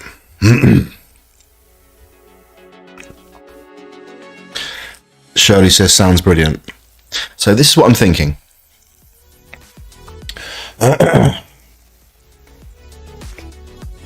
I'm thinking about a collection called the Decentralions, right? It's kind of fun. The Decentralions, because I call the Kingsilver community the Lions. You're all Lions, and it's not just the values that are, I think, imbued in the symbolism of the lion. There's a reason why a lion is used a lot in heraldry and a lot of symbolism. So that's why I'm calling you guys the Kingsilver Lions. Inside there's a reason why I've put the lion as the emblem of Kingsilver. But I think the lion embodies the values that are that what Kingsilver is about sovereignty, right? There's a royalty to the lion, the king of the jungle. There's a sovereignty. Every individual in the ecosystem is sovereign, right? It's your money, your assets. There's no middleman. There's no centralized company that you are interacting with. It's all of the economic participants engaging with each other through the vehicle of a decentralized application within a decentralized ecosystem. Everyone is sovereign, right? And this is like the promise of cryptocurrency in general. And so the idea I've got is, and again, sort of fleshing this out, is the Decentralions. And like this stream is called the Decentralist. So, this is again about the values that I think everyone in this space shares, or is at the very least interested in pursuing. And so the Decentral Lions, I'm thinking, is an NFT collection that I'm still working out some really interesting ideas. I've got here Generation 1, the Prophets, and this also previously said Generation 1, the Founders, right? Because I've talked about the Founders, the beginning. And I'm just working this out, because there's a few different ways of doing this where there's later generations. There's two paths I'm thinking of taking. One is where in the beginning, like, you know, me, the team, we are going to be minting the generations, and at some point make the transition so it's part of the decentralized organization, and they're doing it. And each generation will be, as the project grows, it will naturally mint more. Each generation will naturally mint more of those NFTs, and so each earlier generation will be by definition rarer. So I've got here quantity 100. So let's say there's 100 of these first generation that I've got here, calling them the Prophets, might be the Founders. And then let's say the next generation is going to be launched in like 6 months, when the project has a lot more exposure. And let's say there's, 10,000 at that point. Well, now there's, 1,000 times more NFTs in the second generation than there was in the first generation. And so there's an automatic massive rarity in the first generation. And let's say the next one, there's 100,000. You get the idea, right? And it's purely based on supply, on the demand. And so they always have, there's the cooler factor of being rarer, which is, again, that's cool, but it means you would have, and these would be, okay, so I'll read this. The Decentral Lions are synthetic bodies within the Kingsilver ecosystem, inhabited remotely by the consciousnesses of unknown beings from unknown locations. Every Decentral Lion, Every Decentral Lion is unique, with each one offering different benefits to their owners. And so, as a kind of a concept, I think it's kind of fun. And it also it has a reality to it, in the sense that when you are engaging when you're using a decentralized application, you are anonymous, right? You are accessing it potentially from anywhere. And if it's inside an ecosystem where there's going to be interacting between different people, then there has to be some kind of body, some kind of representation of you that they recognize you. And typically it's a username, let's say, or a profile combined with a profile photo. And inside the Kingsilver ecosystem, there will be an image of some kind. And in this case, it's going to be your Decentral Lion character, your name, and it's also going to have your performance history, right, of whatever you've been engaged in, and your reputation, etc., and that is going to be your body, through which the vehicle through which you will be acting within the ecosystem. But so the reputation will carry with you and your Decentral Lion that you choose to use, but you yourself, behind the consciousness that is acting through the Decentral Lion, is anonymous. No one knows who you are unless you tell people. No one knows where you are. They just know you through your Decentral Lion. So the concept here has a reality to it. That's actually what's happening. And so it's also a fun artistic concept as well, because it means that these characters that can be created can be quite artistically vast and creative, because they're not going to be like real lions, which is a bit boring. They can be anything, right? These are synthetic bodies, so they can be metallic, they can be see-through, ghost-like, light. They can be made of light and beams and all kinds of cool things that we can do. And there's just the epic cool factor that so these are the first ones. And if I go back to the CryptoPunks, where is it? So this is the CryptoPunks, right? So the reason why they vary in rarity is there's different types, right? There's the aliens, which are these ones, the light blue ones. If I go down to the types here, right? Where is it? All punk types and attributes. So there's these 5 different types: aliens, apes, zombies, females, and males. And the quantity, there's only 9 aliens that exist. And so if you own one of these aliens, right, then you're like big G, right? Because there's only 9 out of 10,000. The next quantity, the type, is the apes. There's 24 apes. Then there's the zombies. There's 88 zombies, and then it steps up massively with females, and not quite double, but a lot more males. So the real rare ones are the aliens, the apes, and the zombies. And then on top of that, you have the attributes. Like beanie, choker, etc., etc. And so the rarest attribute is the beanie. So if you've got an alien with a beanie, which is, there's 1, 2, 3, 4 aliens with beanie. So these ones have one rare attribute. The next attribute that's rare is a choker. There's no aliens with chokers. A pilot helmet. I can't see if these ones are what was pilot helmet? Yeah, that's with the goggles. So there's no aliens with those. Tiara. There's no aliens with tiaras. Buck teeth. There's no aliens with buck teeth. You get the so yeah. So it's also a combination of the attributes. I think it's really fun, and it's completely randomly generated, which is really, really cool. So in the designing process, and this is why I'm sharing it with you now, and there's only like 8 of you here, and this is something that this recording is going to be available, but I want to get your input, I want to get your ideas, because you guys are going to be the ones who are going to be having the chance to get your hands on these, the first generation. So the aliens here, there's only 9. So imagine if you could go back and you could get like the 9. Now I'm obviously comparing this to CryptoPunks, which is always fun to do, but and I've picked 100 because I'm thinking, okay, I don't want to make too many. I want to make something that's just like a nice amount that gives everyone the chance to get their hands on at least one, and you can get a bunch more if you really want. But again, I'll hear what you guys think, and maybe we can do a poll. And if you think 100 isn't enough, then we can do more. But I think 100 is a nice number.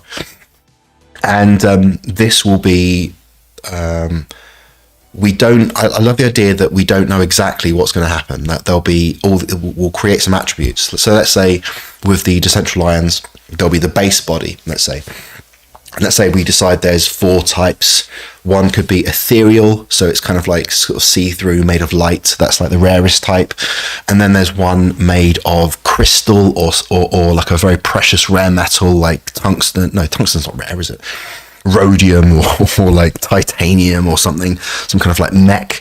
And then there's like a biological lion, let's say, but like a blue lion, like Hindu gods, or like maybe there's a god lion, and there's only a few god lions. You get the idea. And we can have like different rarities of the Decentralist Lions as the base types, and then we can have different qualities like eye patches and fur type or quality, and I want to get you guys ideas. If you guys think of any ideas, then message me. And then yeah, once we're settled and we think, this is really, really cool, then I want to do a pre-mint. Normally with an NFT launch, what you do is you do a mint, and what you do is you have to create all of the artwork. And there's actually a great service that a friend of mine introduced me to, where they create all the smart contract for you. They do everything. All you need to do is supply the artwork, and you tell what probability you want for every attribute, etc., and then it produces the smart contract for you, either on Ethereum or on Polygon.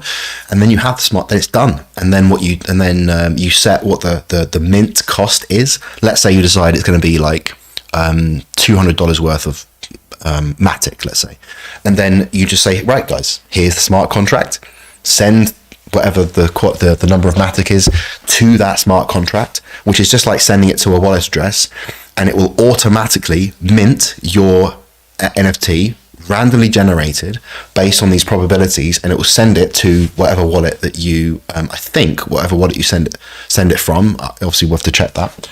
And it just does it automatically, and it's randomly generated, and it means that it's got the cool factor, but it means that everybody would obviously get a first generation decentral ion, where the idea is in the future, once there's generation 2, 3, 4, 5, 6, 7, 8, 9, 10, you have got a generation 1, right? Just like an alien sort of CryptoPunk.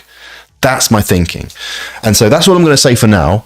That's just showing my, but okay, what are the benefits of these other than the cool factor? Well, here's, I've got loads of writing I've done. I'm not going to go into sharing that because this is being recorded and you might catch something which is just in ideation, not quite polished, obviously.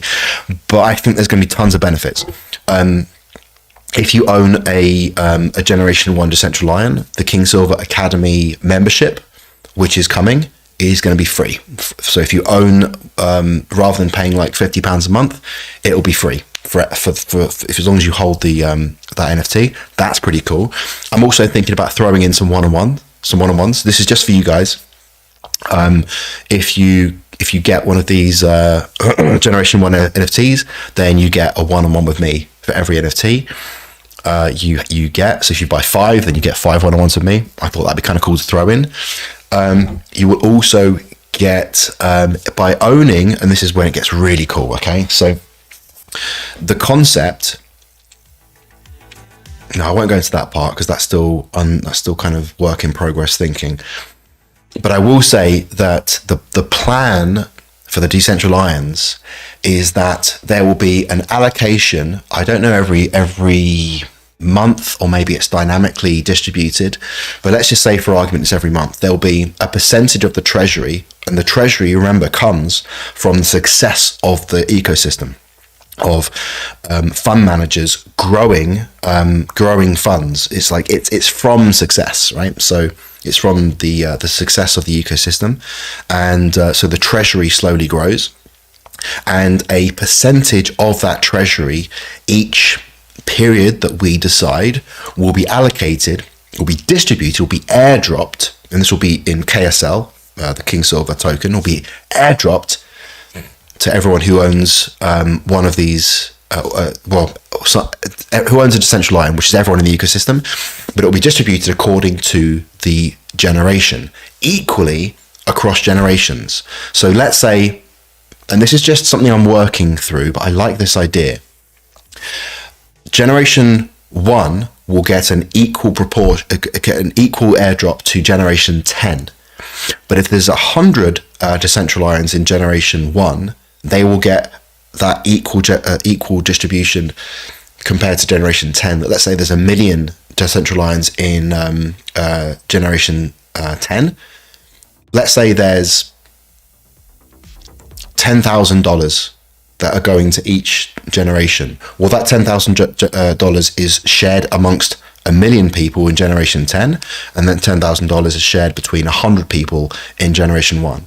And what that means is each generation, like the earlier the generation, the bigger the airdrops are going to be, and that's just the reward for being an earlier supporter in the project.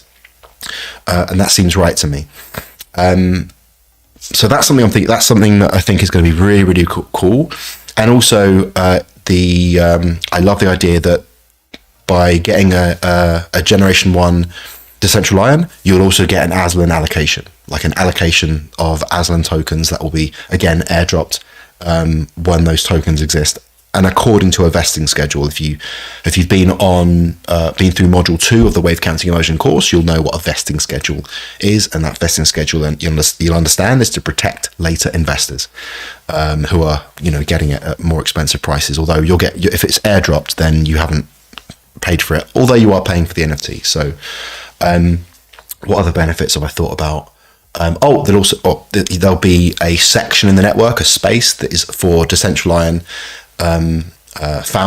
Generation 1 founders only. So it's like a founders club. I think there's definitely going to be more I'm going to think of. But anyway, this is what I'm thinking. This is kind of, I'm inviting you guys into the kind of the creative process, and I want to get you guys input, because this is yours. This is this is everyone's. And I want this to be something that you're excited about. I want you to be like, I can't wait to get my hands on my decentral ion, And I also love the idea that once you have the decentral ion in the future, we can also later then start to think about how we can introduce separate attributes that can be created, different rarities of those attributes, and then they can also be traded separately. So you've got your main decentral ion, but then maybe you want to customize your decentral ion, because you know, like a character in a game, you want to have a hat and this and this. So those extra attributes can also be traded on third markets. That's later down the line. That's something we can play around with later. What do you guys think so far? Like, I'm just inviting you guys into the creative process. I want you guys to be excited about this, because if you're not, then what's the point? But this is something that's going to belong, like, it will be your decentral ion, right? It'll be your special decentral ion. But this is going to be a pre-mint. So I was saying that typically there's the mint process. This is going to be a pre-mint. This is like early bird before anything's created, and this is why I think the generation ones should be the ones who get compensated the most and get the most rewards, because you're right at the beginning, right? So that's what I'm going to share for now, and it's 10 past 11 where I am, so I'm going to start to wind up. But this has been the longest stream I've done so far. Nothing's broken. That's pretty cool. So what do you guys think of that? Marcus, it sounds great. How much each one? I haven't decided yet. Here's the thing, right? Because like anytime you're raising money for anything, it's like, yeah, but what are the funds for? So the first thing I need to decide is how much, because in order to make this really cool, right? I could create the artwork myself, but it wouldn't be the best, right? I'm not an artist. I'm not an illustrator. So what I've been doing, I've been looking through portfolios, I've been looking at illustrators, found a couple of really great ones. One guy I found who looks amazing. On his Instagram, it says not accepting commissions. Oh shit. So I've been looking at artists. So in order to decide how much they're going to be, I need to decide how much we need to fund the not just the NFT project itself, but also what we're planning for the NFT project, and then that's going to feed into how much they're going to be. But they're not going to be like thousands of dollars. Although I think potentially they could. No, I'm not going to say that. No, that's up to you to think about. But it's not going to be thousands. Put it that way. Tony says this. Shirley says very exciting. Yeah, really cool. I'm excited, but that's because my background is like a designer, art director, so I'm really excited about it for because just the cool factor. Yeah, just the cool factor. But it's a fun project. So yeah, I'm going to be giving you guys access to this once I've really ironed. Well, here's the thing. This is why I want to get you guys involved sooner, so we can actually kind of co-create this. So get you guys involved now. We can co-create it together, right? Because I want to spend time on this. I don't want to rush it. I don't want to like just rush it. I want to spend time crafting this into something that everyone feels involved. Everyone's contributing ideas, and then you see the thing. Oh, that was my idea, and you see it, in this collection. I'm really excited about it because it's got the cool factor. It's got the cool factor potentially of the crypto punks. It's got something that you'd want to display it as your profile photo on Twitter, etc. And then you'll have like the flex of you've got a generation 1 decentral ion. Oh my god, how have you got a generation 1? It's the cool factor.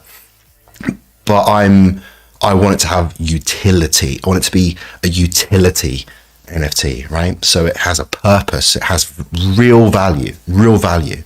I think that's the future of NFTs, where these NFTs have real intrinsic value. And I want this to be, and it will be, the first of its kind in many ways. Giuseppe says, sounds cool. Yeah, cool. All right, listen, it's 12 past 11. I'm going to go to bed. Not immediately. I'm going to read for a bit, have some peanuts, and just chill for a bit. But this has been a really cool live stream. I hope you guys have enjoyed it. And I like doing this. So there's the analysis, like cool, but then it's talk about decentral ions, and as that develops, we can do that. And this is why I wanted to broaden the stream from just the wavecast, because I don't want to just do analysis. I want to talk about the Kingsilver project, in this case, the Decentralist. And then, I think this stream is going to be much bigger than just analysis, although that's obviously a big thing that you guys are interested in. Marcus has been great. Thanks. All right, cool. So as a wrap up, I want you guys to give me a smiley, an emoji that describes what you think of this stream so far, how you're feeling about. I want to give me an emoji that describes how you're feeling about Decentralist. That'd be a cool thing, and then we'll wrap it up for the day. I don't want all these to go on for 3 hours because that's a lot of time. But I mean, this stream in particular, it happens. It's all good. So I want at least 3 smileys, 3 emojis, and then we can wrap up. Tony says, cheers, Andy. Great as always. Smiley face, clinking glasses.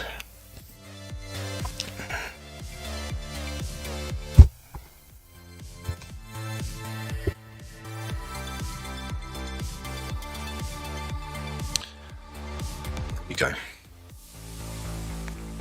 All right, Marcus is giving me 3 emojis. I want emojis from 3 distinct people, right? And there we go from Shirley. Tony, I could count Tony's. And there's Gary. Oh, Gary, you've been quiet. I haven't seen you say anything. All right. My little brother's called Gary. All right, nice one. All right, that's my 3 emojis. I'm satisfied. So thanks for being here, guys. I appreciate it.